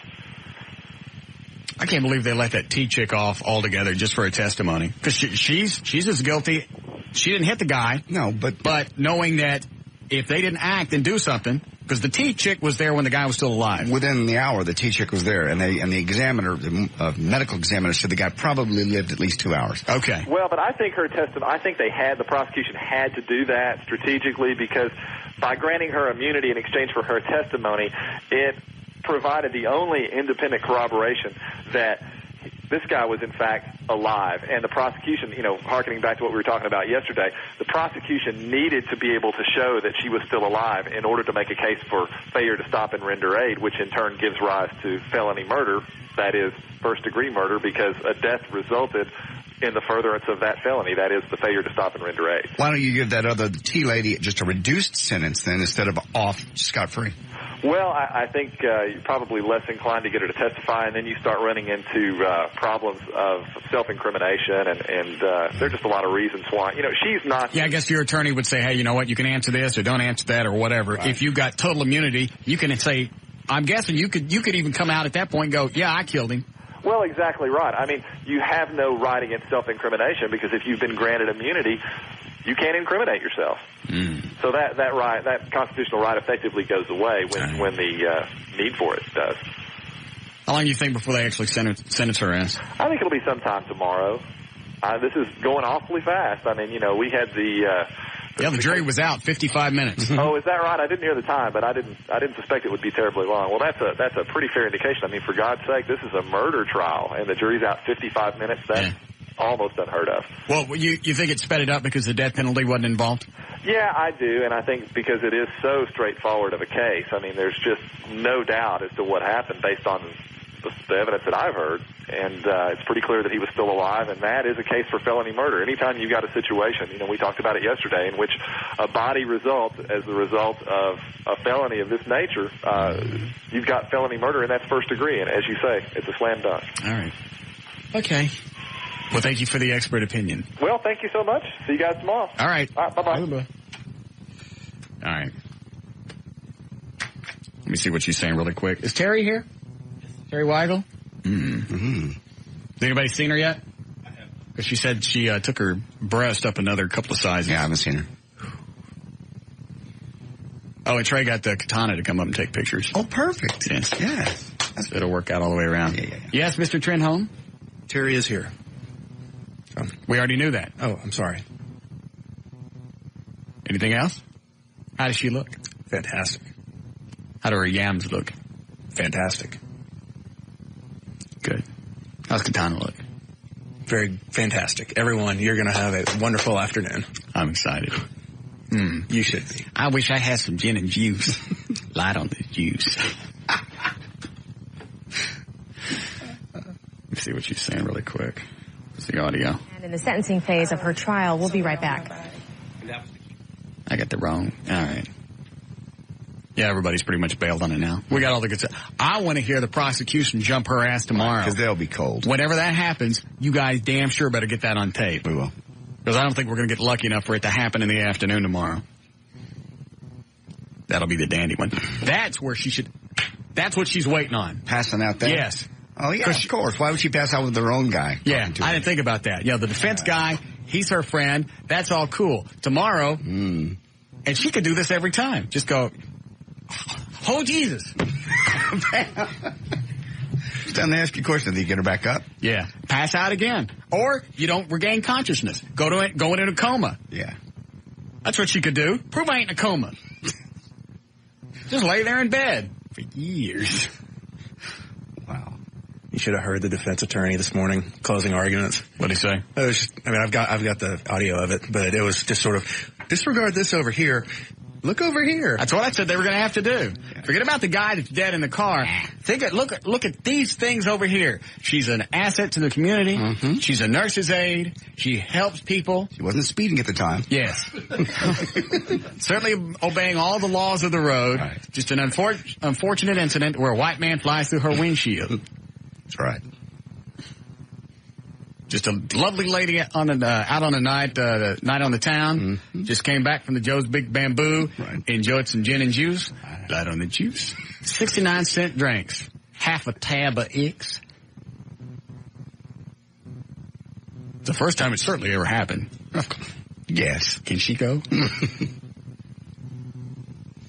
Yeah, I want to hear the prosecution. Because they're going to be all over her.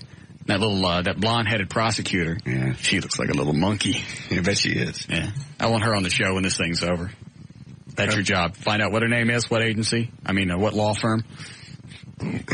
Get her up here. Okay. She looks like she's good for another 3 or 4 years. She's the DA, isn't she? I guess you'd have to be. Yeah. Prosecutor? Mm-hmm. Yeah. So there's no agency. Probably be the DA's office. All right. Can we break, Eddie? Because I got to go whiz. All right. Don't run a bunch of spots here because Terry's coming in. Okay. Push them off to the end of the show. Play them after 7. All right. We'll be back. I hit the wrong button.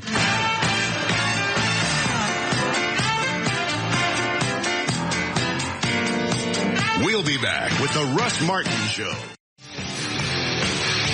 All right, is that the prosecution that's about to talk to her? Yeah, they've already, for some reason, jumped on her. I guess the other guys are done. But that was quick. Yeah, it really was. Well, they're bringing the jury back in. Looks like they're all talking to the judge. Here comes Terry. Here she comes. And there's Katana. Wow. Look at you. How you doing? Come on over, Hura. Grab those headphones. How are you? Now I can't decide. I got used to you being blonde, and now you're back to brunette. Yeah? I can't hear anything in these. Let me see. Hold on. About now. Nope. Yes. There we are. Say when. It's good. Right. It's very good. So does it really matter, like the hair color, when there's like other issues going on? Does it really matter? Now you went from what to what? What were you, like a 500cc? 36D to double D. That's right, I told you, in Florida. Yeah, you said that. Like I was walking the streets talking to you. I was in a restaurant and... Like you went up to 750cc's? Yeah. My first motorcycle was 120. I don't think it's the same. It was. The first motorcycle I had was 120cc. I realize. Why did you decide to go bigger? I wanted them up higher. So what they did is they took the nipple off and... Did they take it all the way off? No. They just flap it up? Yeah, they flap it up. Mm-hmm. The new procedure. And then they did the donut, where they grabbed the skin and then they sew it back like this. And it raised them up higher. I like them. They're perkier. They're newer. They look perkier. Thank you. Why don't you cover them up for a little bit? You think so? Yeah. All right. There. What? Kind of like some foreplay sometimes. Oh, I see. Just come in and pop them out. I got you. You don't want that. You've been following any of this Shantae Mallard. Do you know what this case is going on right now? No. Black chick run into a white guy? No. You haven't heard anything about this? No. Oh. I've been on the road forever. When did this happen? About a year ago? Yeah, coming up on a year. Yeah. She was driving home from Joe's Big Bamboo Club. Yeah. Where you get drinks for 69 cents. She hit this white guy. Rammed through her windshield, and he stayed there until he died. Oh, that's right. I did hear about that. And then she parked his car. Parked her car in the garage and left him in there shoved through the windshield. Yeah. I do recall that, yes. They convicted her of murder today. Let me see. The prosecution's jumping her ass here. That's a hard one. I mean, definitely true. Did I have the wrong one? Mm-hmm. All right, which audio is it? I hate this thing. Is that it? Yeah. Oh, yeah. You're right. Have you started smoking very often? During the break, they were pounding her, wondering if she had any porn. Like, what the hell does that have to do anything with it? You plowed into some white guy, lived in your windshield for a couple of hours, and he's dead. When you start smoking regularly? I started smoking more often. Yes, I did. When was it you started smoking all day? Why do they focus on the X? You ever done X? No. Yes, I did one time. Why? Because they focused on that for a big part of the trial. Do you know why? I don't know. It's an illegal drug, maybe the alcohol. Probably it would have to be that. Yeah. That reason of it, just because it is a drug. Well, who cares? I know. She ran into a white guy and killed him. Yep. 697. Okay. So, and at that point, you're smoking marijuana when you get up in the morning, right? Yes, sir. Yes, I do. Smoking in the afternoon? Yes, sir. Smoking in the evening? They're probably trying to say maybe her perception of things were, Let's see, back in Well, trying to show her moral fiber. She'll do drugs, she'll smoke dope, all day she'll drink. Because even during the break, the prosecutor asked her, how many boyfriends you had? Yeah. Just one. What about all these other guys? With them, too. They had names and times. Yeah. 1998, April, right? When are you going on stage tonight? 8:30. Okay.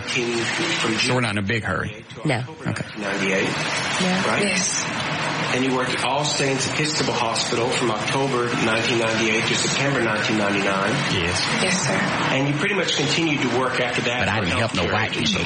Taking care of people, right? Yes, sir. And so starting back there as early as the Maxim Healthcare, you were going to work stoned. Yes, sir. Wow. You were caring for patients, caring for elderly individuals, and you were stoned. Wow. Yes, sir. Correct? And when you were working as a guard at the correctional facility, you were going to work stoned, right? Maybe now's the time to pass out. Yes, work stoned. It is. You just kind of grab your head, you roll your eyes, and pass out so you ain't got to answer these questions. That's the first thing I do. You smoke dope? Oh, Jesus! How long does marijuana stay in your system? You know, prove I didn't pass out. Yeah. Prove I didn't faint.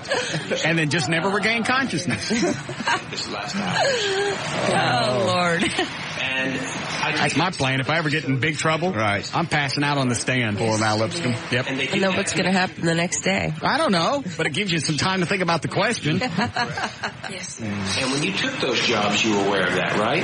Yes, sir. So pan over to the defense team. They're playing Pac-Man. Yeah. Whatever. Yeah, she's already been convicted. Yeah. She's in. I mean, it's just now. It's just a matter of, how long she's going to get. They better not turn this chick loose out on parole or probation or whatever you call it. Probably will. You think? Yep. Probably give her 3 years in. I don't know. If she let a guy die in her garage. And then what would you... All I know is if they let her go, I'm going to riot. Is that right? I'm going to flip my own car over and set it on fire. It varies. Well, give me some Who's that going to help? I don't know. I was trying to prove a point.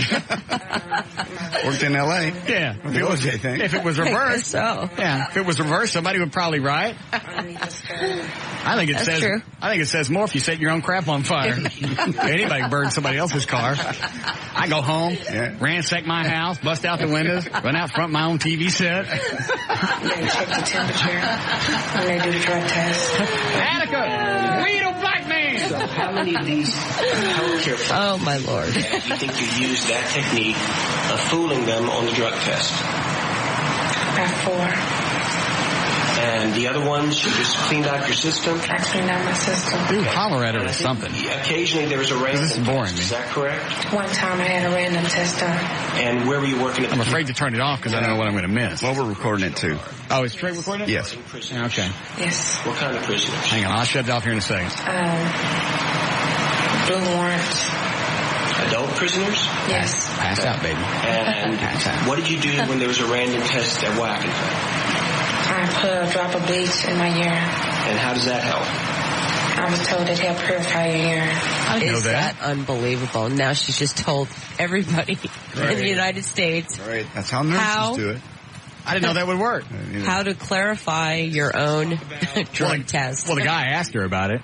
Yep. It's unbelievable. For the 25th. Do you have plans to meet Vaughn that night? Well, I'm sure they can check now, Well, I think they do. Certain things, a friend of mine, actually my sister-in-law, she's in trouble a lot. Just keep moving. Somebody you know is in trouble for what?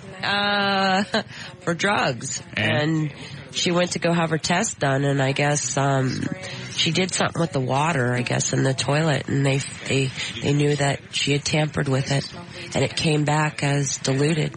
Yeah. So, well, they check it for temperature and all kinds of other stuff. Yeah. It seems like they'd catch it if it's got some Clorox in it. I would think so. What's it smell? I got a yeast infection. That he went to prison. Okay. And did you start up the relationship again? Yes, we started back hanging out as friends. Okay. And being friends would also include having sex with him, right? Eventually, yes. Okay. Smoking dope with him? Yes, I was smoking weed with him.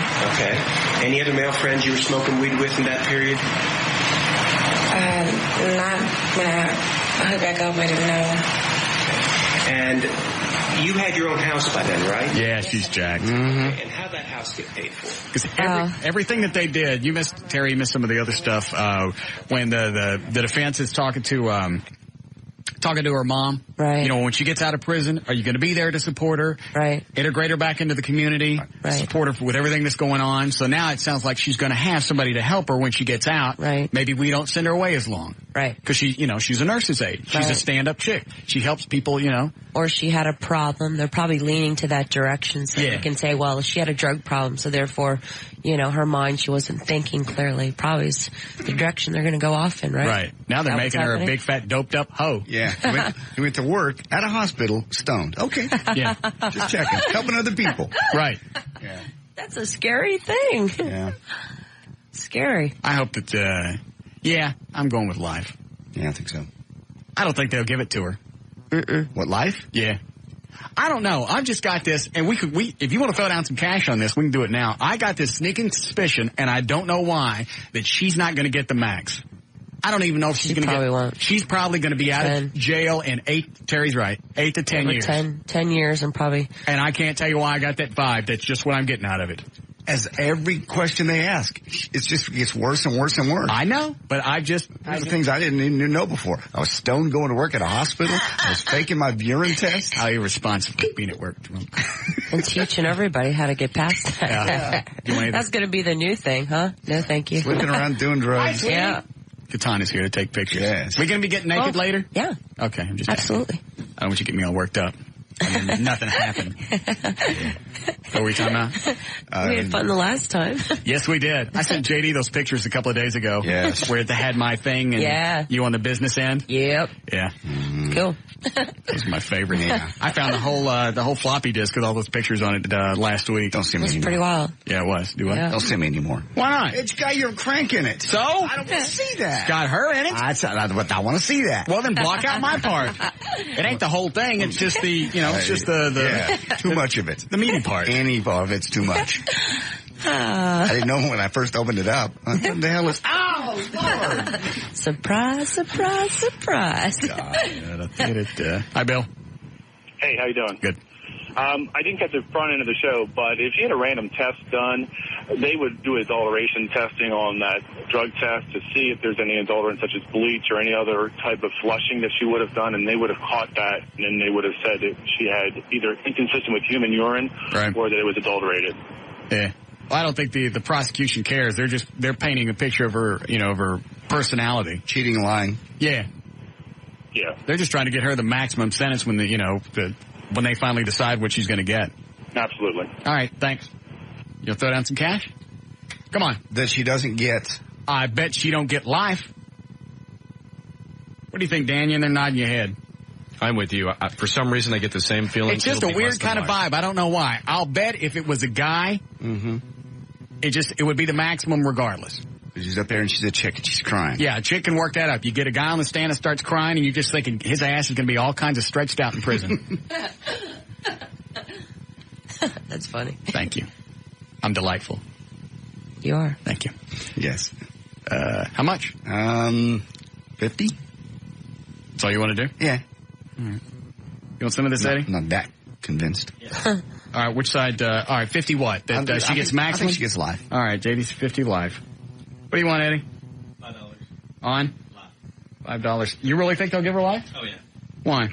In fact, I'm not 100% sure, but I think that the judge, even if they give her a lesser sentence, he can come back and say she gets life. So I think she'll end up with life out of it, because I don't think the judge is very pleased with her at all. I'll go, but it make any difference if I go 100. I don't get any more money back, do I? All right, let's match 50. All right, well, then I'll cover you guys. And I'm saying she'll get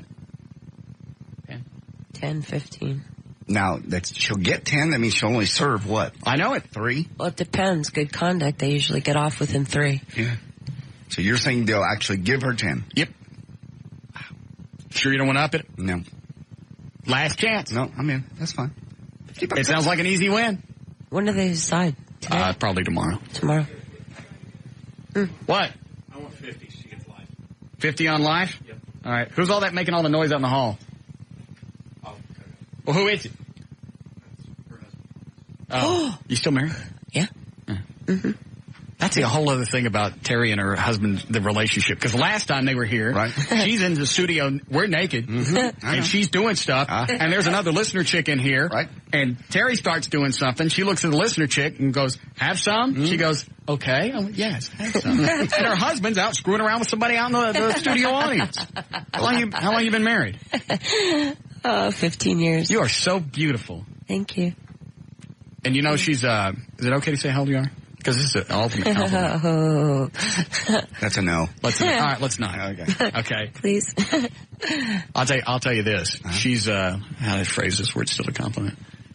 She ain't nowhere near. What are you knocking at? Uh-oh. Is that your husband out there? Oh, he is having fun already. He is. That guy can score all the time. He's funny. She looks 20 years younger than Texas. she is. Wow. She does. Look at her. Thank you. Beautiful. Thank you. And I like the hair. Thank you. Very exciting. So much easier to take care of now. Well, that's her natural color. Yeah. I got used to the blonde, though, and in all the pictures. I love the blonde, and I got a lot of different type of attention with the blonde, which was actually kind of fun. But the touch-ups every 9 days was just too much. Why was it that often?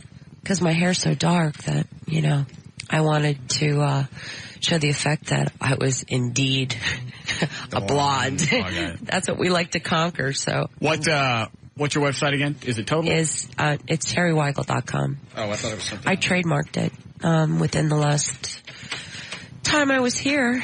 I didn't know that. There they are. Enter. God, look at those yams. I don't like the shaved. Grow the hair back. I like it shaved. I don't like it It's so clean.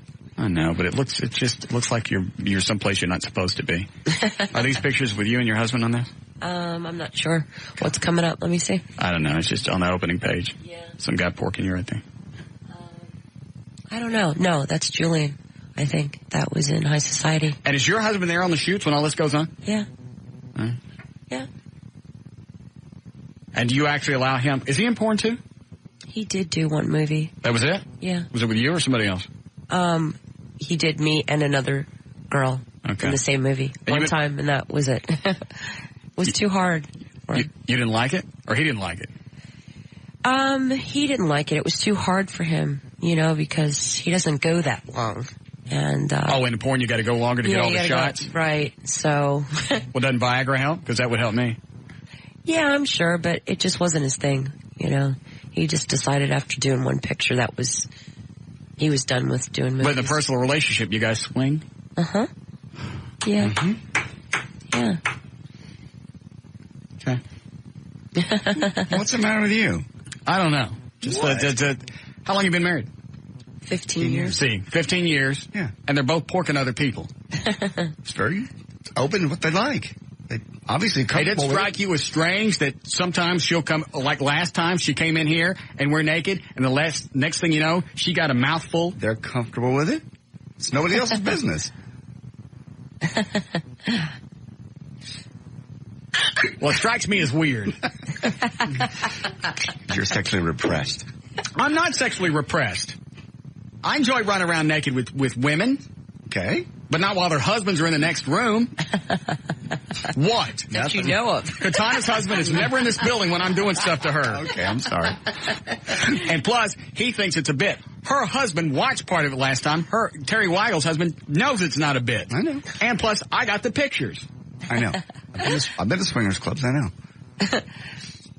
That's cool. As long as everybody's cool with it. Yeah. Fine. Let me take this. Do we need a break before we get naked, Eddie? Please. Sure you still want to get naked? Sure. All right. I'm just asking. I don't want you being uncomfortable. Not at all. I got all cleaned up today. Shaved all my naughty bits. Great. How many shows you do a night at Platinum? 8:30? 8:30, 10:30, and 12:30. Okay, cool. Saturday, tomorrow night, tonight, tomorrow night, and Saturday night. It's going to be a lot of fun. Yeah. Let's see. Tomorrow night I got to pick up the Batmobile, so I got to go tonight. Why don't you come out tonight? Yeah. Or I could go Saturday. Yeah. After the police fire parade. Well, I'm going to be there 8 to 10. Just hang out with me. All right, I can do that. Because I haven't seen your show. Are you nasty? Yes. Good. Good show. Aren't you buddies with L.A., Lamont? Uh-huh. Okay. Did she come in here all wild? Yeah, is she as wild as me? It's She's pretty wild, that girl, that Bostonian we call her. Yeah. Bostonian. Yeah. Crazy. That got a little more involved than normal. Yeah. I'm sure. Russ dated her for a while. We did not date. Well, okay. Mm-hmm. She thought you did. She thought you guys were a couple. She did. I'm not kidding. Why are you laughing? Because I know her. She's a little psycho, a little bit, so I could see that. All right. Uh-oh. Why would her falling in love with me be psycho?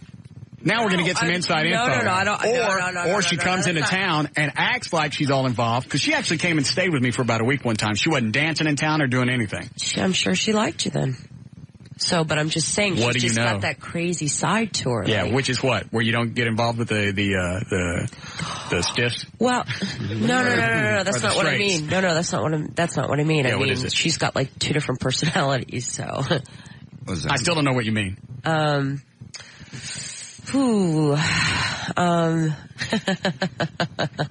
Has nothing to do with you. It just has to do with her personality. Yeah, okay. I don't know how to say this without. Yeah. Well, just go ahead and say it. I'm sure it'll sound awful, but go ahead and say it. No, it won't. Yes, it will. Just go ahead and say it. They said they loved each other. I never told. She's a wild, crazy girl.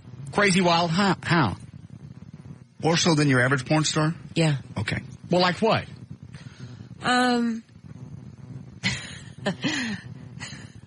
So you don't want to say. He doesn't want to say. I don't know how to say it so that it comes off the right way. Well, just say it, and then I'll clean it up later after my fit. See, you did love her. What? I cared about her, and we spent some time. And at one point, when she was in town, and we just had dinner. Well, let's put it this way. Okay. I'll give you a story. Yes. She was dating, or she was married to somebody that. Her and I worked in the same booth, and this was several years ago. And I really liked the guy. What's the same booth? Booth, meaning at CES, the adult con that we have in Vegas every year. The big convention. The convention. Okay, so you had your own little cubicle thingy. Right. Got she was in the same booth for 2 years in a row, and she had dated the same guy. They were married. I don't know what it was. It was one of the... And Big I really kind of hairy, ugly guy? Yeah, I really liked him. He was very nice. Okay. And then all of a sudden, I was at a club, and they weren't together. Yeah. And I thought that was kind of weird because I thought she was more stable, and I thought they were kind of like an item. Yeah. And then they weren't. Right. And she's a party animal. So see? I know. Well, that's what I'm saying. I couldn't get involved with somebody like that. You did. I did not. And you said you loved her. I said it on the air. You said it on the phone. I don't know what I said on the phone. It's okay. I talk a lot. All right. So she's got like 2 sides. I mean, there is a side that I really like when she's normal. And then what's the other side? Because I haven't seen the weird side. Like what? Goes out, gets really plowed drunk. Yeah. She's got a totally different personality. Grabs everybody's cranks. Yeah. See, I don't want to. She's rude a little bit sometimes when she gets to that. See? We've never seen that side. No. Pushy, Never seen that side. See, this is good to know. This is good to know. But I like her. I really like her. Well, he loved her, so. All right. Thought highly of her. I didn't say you were in love with her. I said you loved her. She's just a wild She was chick. in love with you. Girl, She you said she was really have to control. She was talking to me about getting my vasectomy reversed. Getting married. Yeah. He was the one. She used those words. For a long time, she stayed on that. It was a hose job, wasn't it? Wasn't it? Yeah. See? I told you it was a hose job just to promote her and her website and everything else going on. Not true. Terry, how long have you been in this business? I know. Terry? A long time. Okay. She would call you and talk to you, and there was nothing to promote. Yeah, it was just keeping things, it was keeping contact. Now we finally get the whole story of L.A. Lamont. I'm glad. God bless you for coming in. Well, I could be wrong. I bet you're not. You've been doing this a lot. You know, you're around these chicks all the time. Yeah. You know exactly how it plays out. Yes. See? I told you this was a hose job. Later. Let's talk to Terry. There ain't nothing to talk about later. Yes. It's a hose job. It's not a hose. It is not. You know, If it's a Amber hose. Lynn is the best person to ask. And she just was out on the road with her 2 weeks ago. So if Amber Lynn is at this club next month, you ask her. I don't think Amber Lynn. I think Amber called one time while she was with L.A. She wasn't going to say anything. You're not going to rat her out like you did. What a great friend Well, you I turned didn't out to rat her out, did I? No, not at all. I really like her. I just, you know, you sound like you like she's her. got two different You just call her a sides. liar. That's all I know I got out of it. No. Terry Weigel, my best friend. She didn't say she was a liar. You just said it was a hose job. You said she didn't really. And I've seen her. You said she didn't really love me. She does. I said I don't know that, but you asked me what type, and I gave you my honest opinion. I told what you. I thought. I agree with I could not. Maybe I'm not right. I don't know. I bet you are. You're a very smart, intelligent woman. She is that, but no. Yes. All right, and then she pulled it of the greatest hose on all of us, and I had nothing invested. I know it. You could hear it in her voice. She was truly upset on the phone with you. No, she wasn't. Okay. She's an awesome actress. Trey has talked to her. She had the bouncer that she was with in tears. He pulled me aside once, and I was so heartbroken for him. When was this? This was probably about a year and a half ago. That's when we were engaged. You were never engaged. About a year and a half ago. What did she do to him? She just broke it off. They'd been together for so long. And I thought they were married. I guess they weren't. And she left him. And I thought he was a really nice guy. What about this latest guy that she's got as a bouncer or whatever that was in the WWF or E or whatever? Maybe that's the one. Horseshoe. Yeah, Horseshoe. Do you know that one? I don't know. I don't know that one. Well, good. I'm glad this all finally came to light. So let's just talk to Terry. Let's blow this. We'll deal with this later. I ain't nothing to deal with later. Come into town, play with my affections just to get on the show and promote stuff. How dare her? You had a lot of fun, and you even said, it's fine. I want her to come to town and get out of town. That's not the point. She lied to me. Here comes Trey. What is it? The guy, her bouncer whose heart she broke. Yes. She broke up with him after she met you the first time. She dumped him because. How do you know that? Because she told me. I know all this story. Why did she dump him? Because of me. We weren't even around each other. She was crazy about you.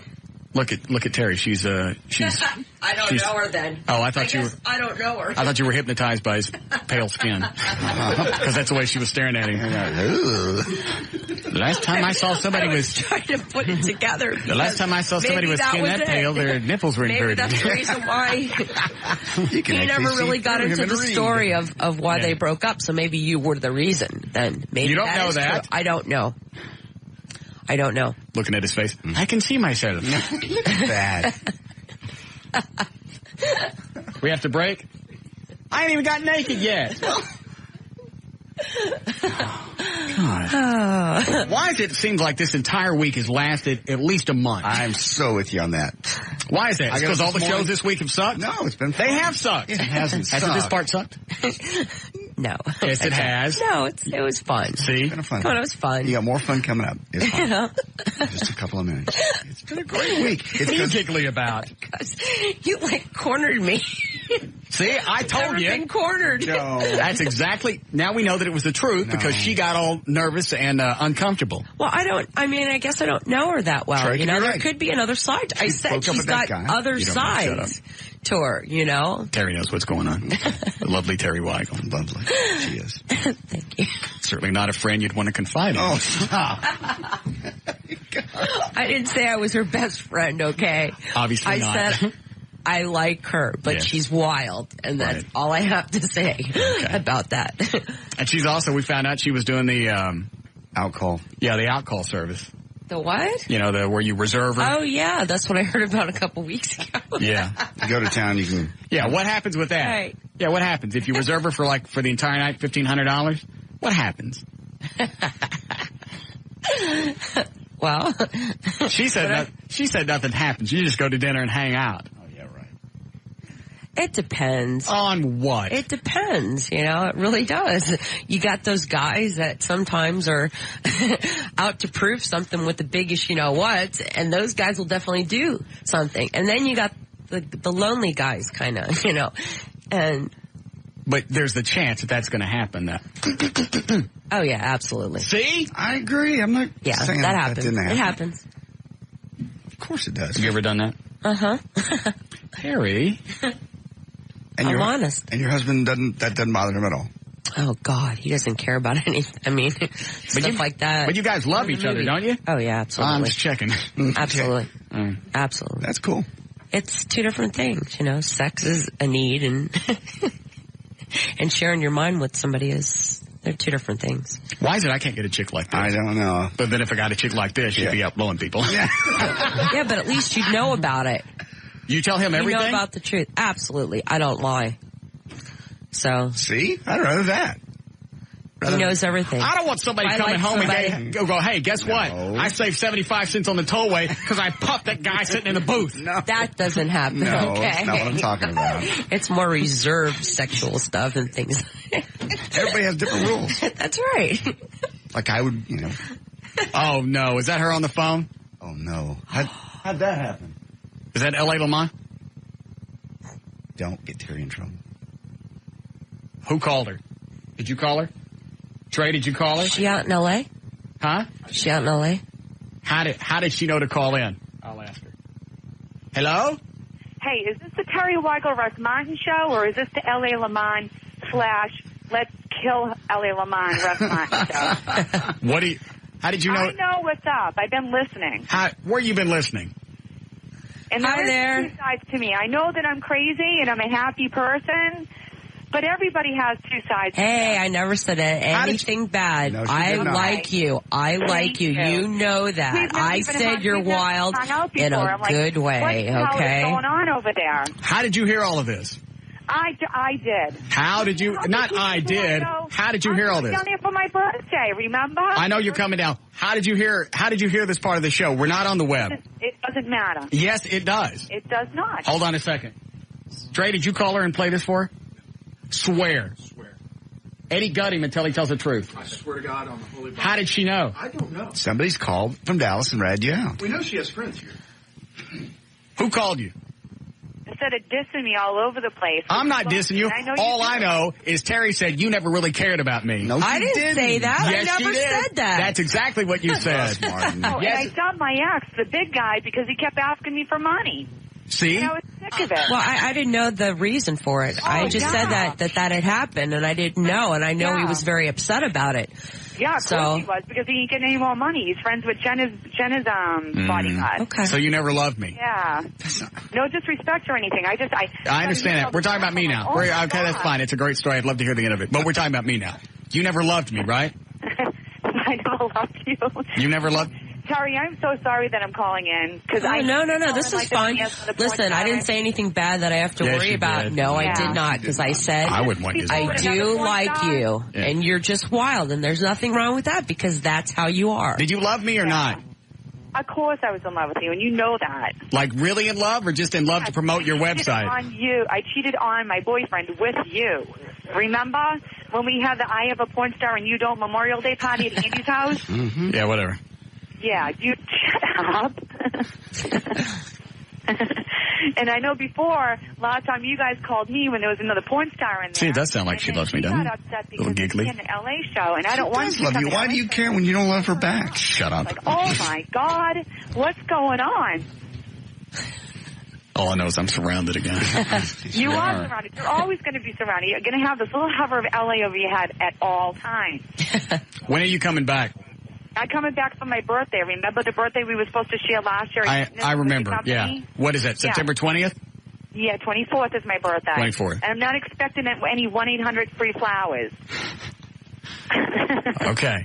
Well, we'll see when you get free here. Flowers all the time. Doesn't even send me I don't flowers. get free flowers. I have to pay for them like anybody else. You never even Is there somebody there close that could strangle you by proxy? Anything. Free flowers. Who is that there? Who's in the background? My assistant. What is he doing? He's married. He has 2 teenagers. That don't make no difference to me. Does he still have teeth? Then he can still eat it. I want him out of the room. I want him out of the room. Do you want to say hi to my assistant? Tell him we don't have time for that. See? Ooh. Who's that, L.A.? Who is it? He said, you opened up a can of whoop butt. Who is that? Is somebody? It's Fox. You know who Fox is. Michael Calton Fox. No. He's professional. He's awesome. Is that one of the guys that comes with you to the shows? Is that one of the guys that were with you, like at CES? No. I don't know who he is. No, at CES I was with Amber. You know what? We don't really care. I have to that go. Was just crazy. You know what? I'm right in the middle of a show here. And then the year Don't before let me that, interrupt. it was with Matt. That was the guy that I have other wanted things money all to the do. time. It's a 100,000 watt show that I'm doing right But I really think now. I hope I'm not bothered. You sound good, though. It's good to hear your voice. It's good to hear your voice. Okay. You got to watch it. Oh, I have to go. You have now. what? I'm on TV tonight for the on wrestling. Okay. What are you doing? Being a crazy nut. So what's up? I mean, which wrestling? What's new? Tell me quick. I gotta go.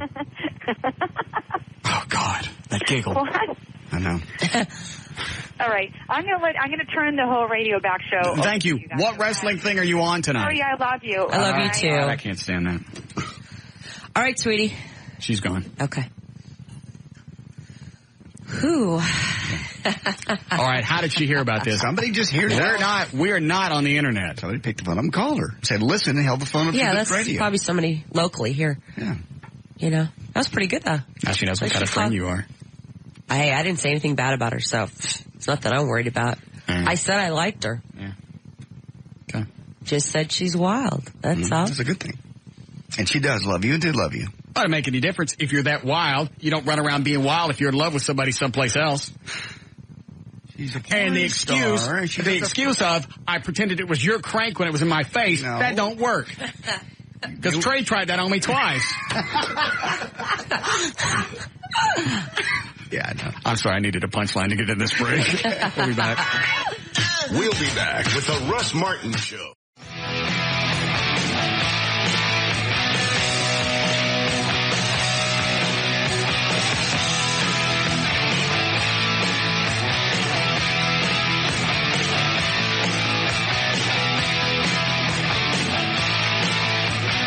Wow. Yeah. Yeah. That's the stuff we can't share with anybody else. Yeah. By the way, Terry's website for you illiterates, it's TERIWEIGEL. Thank you. .com. Terry Weigel. Thank you. Don't you have the webcams up on your site? Yeah, there's 13. 24 hours a day, 7 days a week. And Merle's got the camera at the hotel here. So we've got the live version. So. Is Merle your husband? Yeah. Oh, okay. Yeah. So people can watch you in the hotel like this evening? Yeah. Well, I didn't know that. That's pretty cool. When I get home. Awesome. For a little bit. You know, I was going to finger paint. I don't even feel like that now. Okay. Why? I don't know. I'm morose. What are you morose about? L.A. was lying to me the whole time. She was not. Let that go. Maybe not. She sounded sincere, you know. Nice cover. She wasn't. I don't know. I really don't know her that. Yes, I worked with her a couple times, and I like her personally, and I know she's wild, and I don't know. You know, it's hard to say. Yeah. You know, you're a really nice guy, so maybe. Sorry, baby. And you're handsome. It don't work now. Plus, I know better. No. Yes, I do. No. Terry she got backed into a corner earlier, and she's going, all right, wait a minute. And then she got out, and now she's trying to do damage control. You're a nice guy. You're handsome. What am I going to do to her now? Jump her ass? No. She didn't do anything. Why'd you jump Terry Weigel's ass? He said I was handsome. That was nice. I can't believe that. You are. That's very sweet of you. And you're coming out tonight, too. Platinum with me. That's right. Russ? Tonight? Come? You come? Yeah. I'll be there at 8. And you're going at 8:30, and you'll come out at sometime. Right. We got to have a parade meeting after the show. We do. You don't know what I'm talking about. It's all right. Why don't you do news while Terry and I get naked? I don't want to be in here for this. Yes. You have for to. her, I would love to be in here. For you, I don't want to Well, then just don't look at me. Oh, God. And Katana came up to take pictures. All right. You want to get naked too, sweetie? She's cute. Really She cute. is. What do you got in your hand? Can I'm supposed to say hi to Adam from Angela and what's up, big boy? What is that? I don't know. Some note that was passed to me. Shout-outs. We don't do shout-outs. Who handed you the notes? Where'd it come from? From the back here. They just walked in and handed them to you? Yeah. All right, I got to hit the delay. That was too close. Yeah. Oh, my God. We got you all flustered tonight. I'm not flustered. This ain't no urban station where we shout out to our bros. Yo, I'd like to say hello to Tonisha with her big fatapus. What's the matter with you? Gin and juice, what up? Yeah. I like some gin and juice. A little bit of juice, a lot of gin. If I don't have enough gin, I can't hit no white people. So why don't you do news, and we'll all get naked. Just don't look up. I won't. Oh, my God. I think I'm better at that. Shut my mouth right at this point. I think it closed too long. You know? You're doing fine. Fine. You gonna take some pictures? Shout-outs. Close off. That's the perfect chick. I like that. I guess I can't say that I'm at the Platinum Club either. Did we just say that? Yeah, Platinum Club. We just talked about it. 8:30, 10:30, and 12:30. Where you going, Eddie? I got more notes. Look at her abs. Oh, my Lord. God, you're in great shape. How much do you work out? Obviously, you're working on your abs every day. I'm just on stage a lot. I work out probably once or twice a week if I can. That stomach is more than once or twice a week. About 40 weeks out of the year. And Katana says she doesn't work out either. Look at her belly. Mm-hmm. She's cute. Pull up your shirt. What, are you intimidated now? Yeah. No, you're not. Look at that. Tinier than me. How are you intimidated? Let's take it off. There we go. Where you going, Eddie? What's the matter? You don't want to stay? Buddy, the orgy's starting.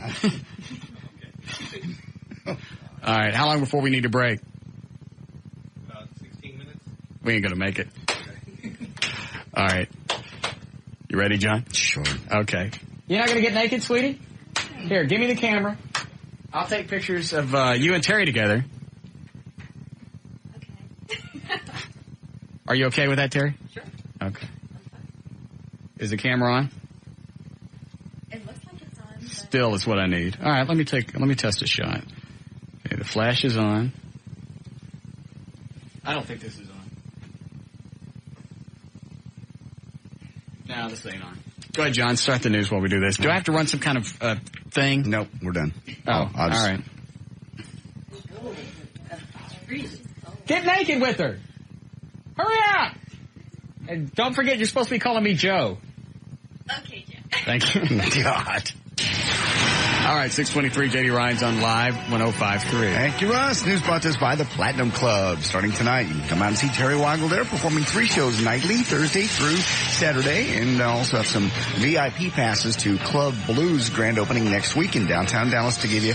That is tonight. The Platinum Club is on Northwest Highway, just west of 35. I'll be there 8 to 10. Terry's on stage at 8:30, 10:30, and 12:30. Today, the recording industry will... Look at this picture. Let me see. Look at that.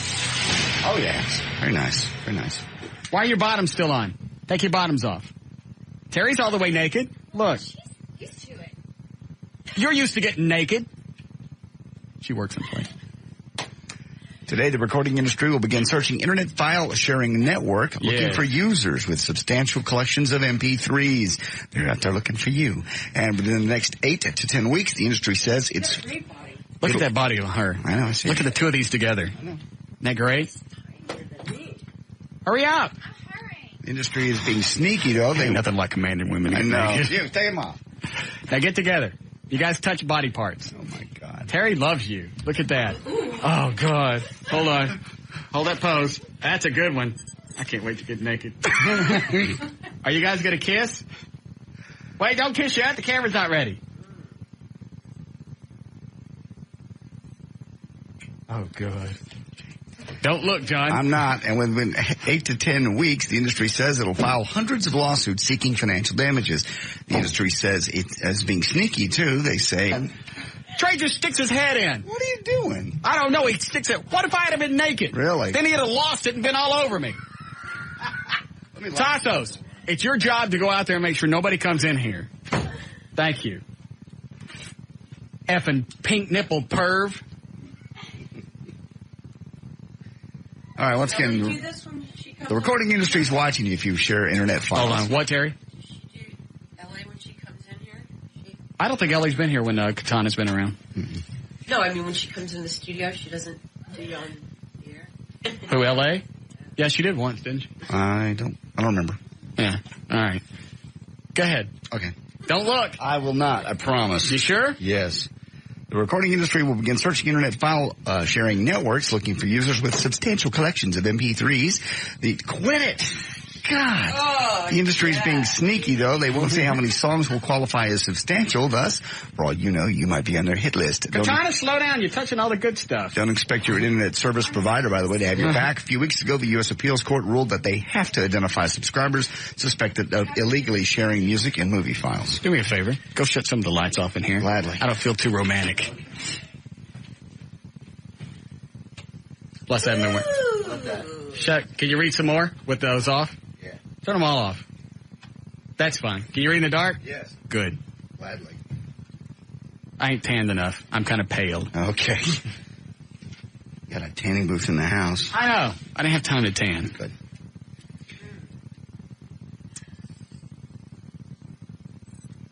Yeah. Oh, God. I know. It's like, I just want to take the pictures home and look. Oh, Jesus! But don't eat all of it. Turn around and look, and Terry ain't standing up no more. No. She's not. This is very difficult. She's, yes. Mm-hmm. One chick that's just down to business. Insatiable. Mm-hmm. A chicken that was strapped to 100 helium balloons and sent skyward last weekend in a stunt is resting these days in the city's animal shelter as people vie to adopt it. The chicken, nicknamed Amelia, was rescued Saturday after getting tangled in some power lines. A police marksman shot the balloons down, brought the chicken down. Keep reading. Just keep reading until we're done. I've only got a few stories left. Just read some of the first ones from before. Kevin Costner is marrying his girlfriend of 4 years, Christine Bumgarner. He's 48. She's 29. No wedding date has been set. It's the second marriage for the actor, the first for her. The couple met 4 years ago and have been dating ever since. Keep reading. I'm trying. Look. No. I won't. God. It's okay. Well, they won't let me in. Why? I know. That's the problem. I've told you before. I had the same situation New Year's Eve. Well, let you in. What? There's no place for me. Where am I going? As far as bad summer jobs go, they don't get much worse than what I'm sitting down. 14-year-old Take some pictures. Sven Tor of Norway is doing. But at least he's learning something. Like how to tell when a cow is about to defecate. Sven's job is to collect cow stinky, basically, before it hits the ground. That means John, you're missing it. I don't want to see it. If it's involving with you, I don't want to see it. That means he spends all day waiting for cows to squeeze out a dookie and then running behind them with a metal pan. Oh, my God. Go ahead. We'll go back and forth. I'm going to move my microphone down here. Lower. It's all in the name of science. Sven is working. This is like a bad dream. Why is it a bad dream? Because I'm sitting here reading news while that's going on over there. And other people. Are you getting this? I'm not looking. You take a picture. I'm not looking. I don't want to see that. Why? It's sexy. He's there. It was sexy when he was you two. Here, I'll just point my butt up this way, okay? Oh, that'll work. That's much better. And I can't see anything. Look, John. No, I don't want to see if it's involving you. Oh! Oh, Bitey. Somebody did. What? Who's in the other studio? Just O'Malley. Oh. See, you can't see nothing from that. I can't see anything. See? You need kisses. That's perfect. Oh, I forgot I'm on the air. Anyway, this guy clicks cow stuff. You're done? No, I get another one. Get something else. I get more stories. Yeah. Talk about Shantae. Talk about Shantae Mallard again. She's convicted. The sentencing will be tomorrow. You remember the aspiring rapper Big Lurch? He's the guy who allegedly murdered a woman, cut open her chest, pulled out her lungs, and took a bite out of it. Well, a Compton jury took less than an hour to convict Big Lurch. His real name is Arton Singleton, a first-degree murder, aggravated mayhem. He was spotted outside the woman's apartment, naked, with his mouth, chest, abdomen all covered in blood. The jurors now have to consider his plea of insanity at the time of the murder. Prosecutors are not seeking the death penalty. That's still going on over there? Yes. Hurry up and finish. What? Oh, this is good. This is an appropriate story. From Women's Own Magazine, 6 things you never knew about spermazoa. Yes, read that. First of all, it's taking pictures. It's nutritious. 90% of it contains nutritional elements like enzymes, vitamin C, calcium, protein, sodium, zinc, citric acid, and fructose. It makes you happy. Some more. Some university studies have concluded that it's packed with mood-enhancing hormones, which act as an antidepressant for the woman. Are you watching? No. Listen, you can't see nothing. Her hand's blocking the way. Oh, okay then. That's good. Yes. So first, it's nutritious. Second of all, it's got mood-enhancing hormones. If a woman finishes right before her partner, very little of it is retained. For some reason, the longer it's been since she's finished, the more stuff stays in. Look! No! Please let me get out of here. Okay. I gotta put my drawers on. The little things can live inside a woman for up to 5 days. You guys get together. Let me get some pictures of this. This generally only happens during her most fertile period, the 6 days leading up to ovulation. If a woman has an affair, she's more likely to become pregnant by her lover. Evolutionary psychologists believe that the woman retains 3 times the amount of stuff from a lover as she would her significant other. Why don't you go over there? I don't want to get over there. Go ahead. I don't want any pictures there. Well, I won't take any pictures. Just go do it. Go do what? No, I'm not doing it. John, that's a free one. I'm not doing it. John, that's a free one. We're on the air. I'll turn the mics off. No. It never happened. I don't want it. That's a free one. I don't want it. And Katana's all worked up, too. Can't. Buddy? I've got a girl. Look at him right now. I got it. That's beautiful.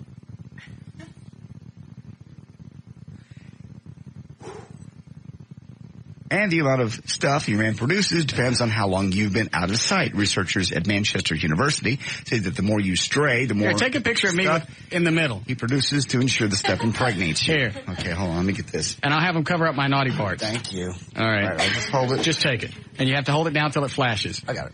All right, hold on. Do I have a zoom? Hey, you ain't got a zoom. All right. Everybody come over here. Come here, Katana. Want me to block it or you want it hanging? No, block it so he can look. See? You can look because she's blocking it. All right, here we go. Ready? Take another one. All right. Take one like this. Pop it out. Stand by. You got to hold it down until it flashes. Got it. Here we go. Moron. Shut up. Okay. Oh, Jesus. We got him. God. Take that from me. There was no... Oh, I'm ruined. Why did you do that?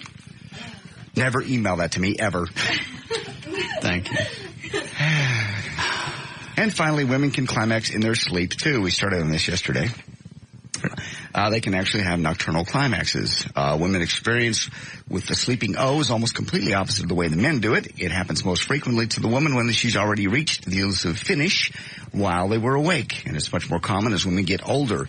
Back in the 50s, great sex researcher Alfred Kinsey reported 40% of women have had a sleeping orgasm by the time they're 55. The ladies say... I thought you already read that story. We just started it. We never finished it. Oh. The ladies say dreams that send them over the edge are usually it's hard to read in the dark, sexy memories, but sometimes they appear to have nothing to do with sex at all. On a related note, there's a small percentage of the population, both male and female, who can bring themselves to orgasm by just fantasizing. No touching at all. Extremely rare. Only 2% of women can do it, and 8 out of 1,000 men can. Read the times that Terry's at the Platinum Club tonight. She will be at the Platinum Club 8:30, 10:30, and 12:30 starting tonight, running through Saturday. Platinum Club's on Northwest Highway, just west of 35. I love her. Yes. I love Thank you. Thank you. That was fun.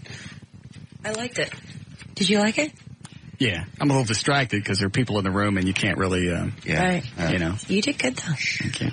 I did good. You see that? Yeah, you did good. I'm proud of you. Thanks. Why do you make me stay in here? I may go in the other room with Katana during the break. That'll work. Thank you. All right. I'll stay here. Did you finish? I did. There's news and information. I'm J.D. Ryan, live 105.3, The Talk That Rocks, Texas.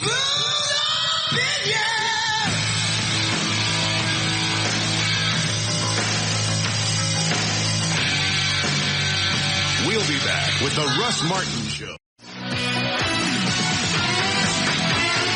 What the hell was that business? The tray coming in right in the middle of everything. I have no idea. I have no concept. Just opens the door and looks in. Hey, what's up? What y'all doing? I'm telling you, he wanted to see your equipment. Forget the fact that you got Terry Weigel. He was hoping she moved. Yeah. But by the way, I can't see Russell do like it. And I still see we're getting emails. Did I or did I not give out Terry's website earlier? Yeah, he spelled it even. Well, some dip can't spell her last name, and he totally screwed up Terry. It's one R. It's TERIWEIGEL.com. That's correct. Right? Yes. I'll just have to put a link on my website. And nobody can still find LA site. I know. Can't spell them on. Don't put the triple X's at the end. Screw them. They don't need to see it. Are you only child? I'm sorry? Are you an only child? No. I have 2 older sisters and 2 younger brothers. Anybody else into... No, they're all professional. Really? Sister's a principal. My other sister's a nurse. My brother works on computer software. And younger brother's into jingles, like for... Radio stations or TV? Uh-huh. Yep. Did you grow up religious? Uh-huh. Catholic school. 8 years. Really? Yep. Well, how'd you make the leap from Catholic school to showing your squid? Repression. Repression. It's always like that. Was that what it was? Mm-hmm. Probably. Yeah. No, it was Merle, actually. He was in rock and roll days and Did all this start when you met your husband? Uh-huh. Yeah. Really? Yeah. Well, you've got to have a what's the word, propensity? Sure. To do this, to run around and have sex with a bunch of people. That you like, of course. Yeah. Yeah. Yeah, I mean, you have to have an openness to it. Otherwise, he'd have brought it up and you'd have gone, no. He was the one that was more open than me. Because I only had one relationship before him. My first love, he was my second love. And then he was played in a band. And when I met him, he went out twice between breaks and from 2 different girls. And I was curious as to what he had that they wanted from him. And the next night I hooked up with him. And I guess I opened my mind. And you're adorable. Have you ever done any modeling, like mainstream? Yeah. Like what? I did a lot of stuff, mainstream. I did the cover of French Vogue in Paris. I lived in Paris for 2 years. I started modeling when I was 15 years old. Do any teen magazines? 16. I was in 17, 16. Were you naked? No. I'm just checking. No. Not till when I came back from Paris, Playboy was casting for See-Through Fashion, and the modeling agency in Florida I was with, they picked me, and that's where it all started. You worked for Playboy for a couple of years, didn't you? I mean, I was centerfold. Well, I mean, you did that. Did you work on some video projects or something? Yeah. Okay. For their fantasies and stuff. Right. Yeah, I did a lot of stuff for Playboy. I did a lot of mainstream stuff, like for Belay Sunglasses, Frederick's of Hollywood. Well, you also did some TV stuff. I know you were on Married with Children. Right. Predator 2. I was just on Mind of a Married Man for HBO. What else did I see you were in? Were you in Sunset with Bruce Willis? I sure was. What'd you play in that? Because that wasn't a big movie. I saw it because they cut out the parts that me and another playmate had 2-week part where we swam with him in the pool. That was kind of like a 50s movie type thing. And it was James Garner and Bruce Willis. They were great to work with. They were absolutely wonderful. At that time, I think Bruce Willis was going through that thing where him and Demi had that fight. and Malibu, and the cops came and he got arrested, remember? Was he with her in the late 80s? Sunset was like 85, 86, no, it was later than that. Was it? Probably 88, about 88. All right. I didn't know he was with her then. Yeah. Just started dating her at that time. I remember he had to leave for court because of that arrest that he got. What happened? He whacked her around? I don't think it was her. It was the police that came in, and I think he got into a rumble about, it's his house and he can do what he wants, and I think they arrested him. I think he had to say, they gave him a slap on the wrist. And what about James Garner? Great guy. Great man. Everybody's met him but me. I know. He's such a great human. I really, really, really liked him. Very, very intelligent, very kind. Easy to work with? Very easy to work with. You see his ding-dong? No, but I imagine it was probably big. At that time, I wasn't into the X-ray stuff as much. So his feet were huge. So can only imagine that, that was in place. Now, when you left Playboy, wasn't it that they were like pissed at you that you went off and started doing harder stuff, right? Yeah, I guess. Yeah, Hef wasn't too happy. What'd he do? Well, I mean, how could he screw anything up? You leave Playboy. I think you did some stuff in Penthouse. Well, they want everybody to think that Playboy is just art, that other magazines and everything else is pornographic, but they're not. And that's how we would have to portray it when we went out for radio stuff. Well, this was after you were gone. Now you're over at Penthouse, and you start getting into That's what I think really upset him the most. But Why? As a model, the whole deal is to get into many publications as you can, because that's how you make your fame. Well, they're not big on showing you poo nanny, though. Yeah. Yeah. And the last time I saw Penthouse, which has been a few years, they're actually showing penetration now. Yeah, they show it all. Yeah. Yeah. It's not quite as nasty as Hustler. Hustler don't use backlighting. There you are. Yeah. Nice. Right. All right. Did he screw with you, Hefner, after, did he do anything when you were at small Penthouse? ways. Small things like, in big ways, because he started working with Vivid, which is, they own video stuff, and they started dictating as to who, what's going on with the videos, because they put them on their channels. The channel, they own the Spice channel, I believe, and stuff like that. So, not directly, but indirectly, yeah. Mm-hmm. Hold on. What stuff? Let me run through these. How we doing, Eddie? Hello. 5 more minutes of spots? We got about 8 more minutes of spots. All right. Because I'm starting to get plowed. Yes, Lee. Hey, Monkey Nuts, what did she play in Predator 2? You calling me Monkey Nuts? Yeah, you. Do I know you? Yeah, you know me. All right. Were you in Predator 2? Yes. Colombian girl in the very opening, where the Ralstas break in, and right before they skin the first victim, I was the Colombian girl. My line was El Diablo. Ah. And by the way, my monkey nuts still have her spit all over them. Turd. Hi, Bobby. Hey, man. What's happening, boss man? Bill. Hey, listen, since we have to live vicariously through you, don't forget to get the password to her web cameras. Just knowing that you're watching them is enough for us. Okay. Yeah. We promised you that last week, so... Did he say the S word? No. Okay. No. Well, I tell you what, I'll try and figure out how to put some of the pictures that we took today on the website, because some of them are... if you blur out certain things. Yeah, some of them are graphic. I understand that. That's why we love you. All right. Later, boss man. Thank you, Bobby. All right. Let's see what this one. Vinny's called, by the way, said your drinks are comp tonight if you'd like to. Mine? Uh-huh. And Nina Ferrari's going to dance tomorrow night? Is that Saturday night? Why do I know that name? Nina She's Ferrari. adult entertainer, isn't she? She's been here before. Yeah. She's been here? She's been up here, yeah. She's in videos, I think, if it's the same one. I forget what she looks like. What's she look like? I forget. Anybody know? Blonde? Yeah. I know the name. I just can't put it to the face right now. Wait a minute. That wasn't the one that wanted me to rub her feet, was it?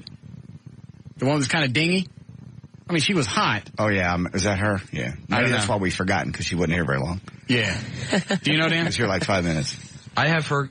Nina Ferrari's either the one that had the really big toe and they wanted you to rub her feet, or it was the one that did the backflips in the studio. It was one of those two. That's her. Which one? Backflip? Saying that's her doesn't say anything, you fat turd. I think it's a combination of both, with the big toe doing black. No, it's two different chicks. There was some chick that was over here last week, or a few weeks ago. It was like nobody fat, like none. Right. That was doing backflips, and then high there's some chick that sat over here next to JD that was bitching and moaning about her feet. Rub my feet. Get your ass out of here. Take those nasty feet and go this way. Right. Because didn't she have like an extra half a toe or something? She had a second toe. There was something going on her feet because you're going, and this little piggy went to market, and this little, and then you get to the end, and you still got another little piggy. Not. Yes, you did. She's had a long second toe. You get to one end and go, this piggy went wee all the way home. Where this one come from? That's a great story. It was a disgusting little piggy. Looked like it went through Shantae's windshield. What is it, Ronnie? Buddy, I can't recall. Have you ever had a on-air tossed salad? No. Oh, there's a first time for everything. Well, that didn't happen this time. I forgot to ask. Maybe next time when she comes back. You know what that is? No. What is that? I got to turn the mic. I'll just hit the delay. Okay. So perhaps next time I'll make sure it's clean. Yes. Will your husband let you do that? Yeah. Okay. I got to ask, is there ever any kind of jealousy between you two regarding sex? I don't care. Well, I know. I just wondered. I know it's a real standard disc jockey type question. I apologize. There can be, if it starts getting to where he's more talking to somebody versus the sex, there can be, and vice versa, I would think with him too. Okay. All right. So when you start touching with the mind, I think so. If it becomes more emotional, you start to have a problem with that. Right.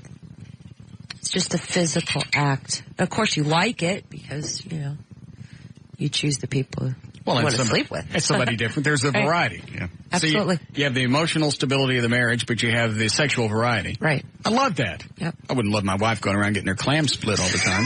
See, you'd have a problem with that. Well, you want to cheat, but you don't want her to. Well, the thing is, biologically, I'm meant to go around. She's not. Okay. You're not. Don't give me that mug. I don't go around that much. Well, you know what I'm talking. Enough. You know what I'm talking about. Women are meant to be with one guy, be monogamous, and do the nesting thing. Guys, you're supposed to go from chick to chick to chick. Yeah. See, I would just have a hard time with my mate doing it with somebody else if I wasn't there.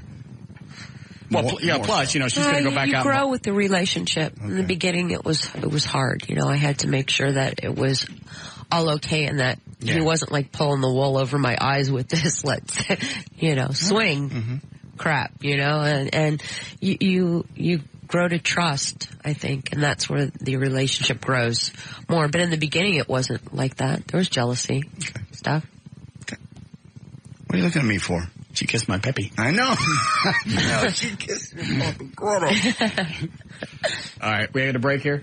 All right, we'll be back. Oh, okay, because I know Terry's got to go. Her show times are? Show times, 8:30, 10:30, and 12:30, starting tonight right into Saturday night. It's the Platinum Club on Northwest Highway. At what? I'm sorry, at the Platinum Club, Northwest Highway. 8:30, 10:30, and 12:30. I started out with that. Is there a cross street? Northwest Highway goes from East Dallas all the way to West Dallas. Just it west says of 30, Highway in Dallas? Just west of 35 in Dallas. Okay. That would probably help a hair. It's like telling somebody, hey, come visit me. Where do you live? Oh, Beltline. Thank you.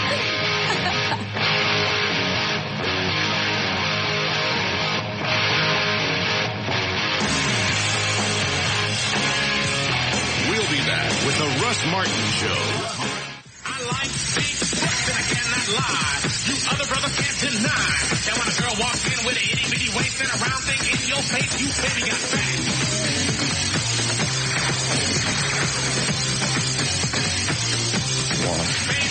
Nothing. I like that. I can't imagine you do. Well, the downside is you can't really get into it because, you're on the air. Right, the mics are open. And you're trying to, make sure the mics pick up just enough but not too much. Correct. You still got to, you got to watch the meters. Mm-hmm. You got to make sure nobody says anything that can't air, so you can't just totally get into the moment and then just, blow. Yes. You nasty bitch. You can't do that. No. Because you're on the air. You have to be responsible. Absolutely. And you did a wonderful job. Except for the end when you made me take a picture of your thing. You're disgusting. You couldn't see it through the viewfinder? No, I was looking. The viewfinder's black until it flashes. Oh, I didn't know that. Because it was dark in here. Oh, that's right. I forgot. Yeah, then the flash comes on. You see the actual image. You told me it was covered up. It was covered up for a while. Huge, isn't it? Do not send me that picture. I'll post it. Post it. You said it to me. I will. I'll run it through Photoshop first. Okay. It'll touch the ground. Oh, man. That was just another one of those surreal moments. Absolutely. Where you just sit in the chair, and you got somebody as hot as Katana and Terry Weigel, and they're trading off. And I'm over here reading stories about MP3 file sharing. I don't care. I'm just filling their time. It's vacation. Yeah. We're out of the ratings period, right? Mm-hmm. I don't care. I know. All right, we're late again. Okay. Okay, we all caught up on the parade stuff? Yes. Is Chloe here for the meeting? Yes. Okay. He doesn't seem to grasp the severity of what's going on, does he? I don't think so. Okay. We can laugh and we can giggle, but if anything goes wrong on this parade Saturday, it's going to be the most uncomfortable moment of anybody's life. I will guarantee it. Believe me, I know. I don't want any stories. I don't want any excuses. I don't want any, hey, we don't need to do a walkthrough because it's just down the street, American Airlines. I want everything gone through. I want it gone through twice, and I want to make sure everything's handled. Because if something happens Saturday and anything unprepared comes up, that's when the crap's going to hit the fan. I understand. And I have been, my constant deal with anyone involved is heads will roll if things are screwed up. Absolutely. And mine will be first, and that's why I'm, so. Lone Star Park has their part down. They have a lot. They gave us a lot bigger than anything we could possibly need. Absolutely. They're ready to take care of the officers and their families and the EMT and the military. Everything's handled afterwards, right? They are taking care of the EMTs. They have their own VIP area. They're even giving, for like the first 300 listeners, get a track pack, they get in free. Oh, I didn't know that. Yeah. All right, so people can come out, say hello, and still get in free. Absolutely. All right, I missed that part. Go to gate 2, say you're a listener of the show. Track pack. Excuse me, moment, please. All right.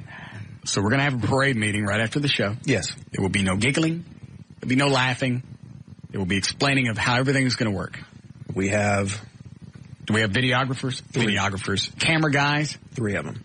Okay. One on a motorcycle, one's going to be in the helicopter, then one will be stationary throughout different routes along the parade. Okay.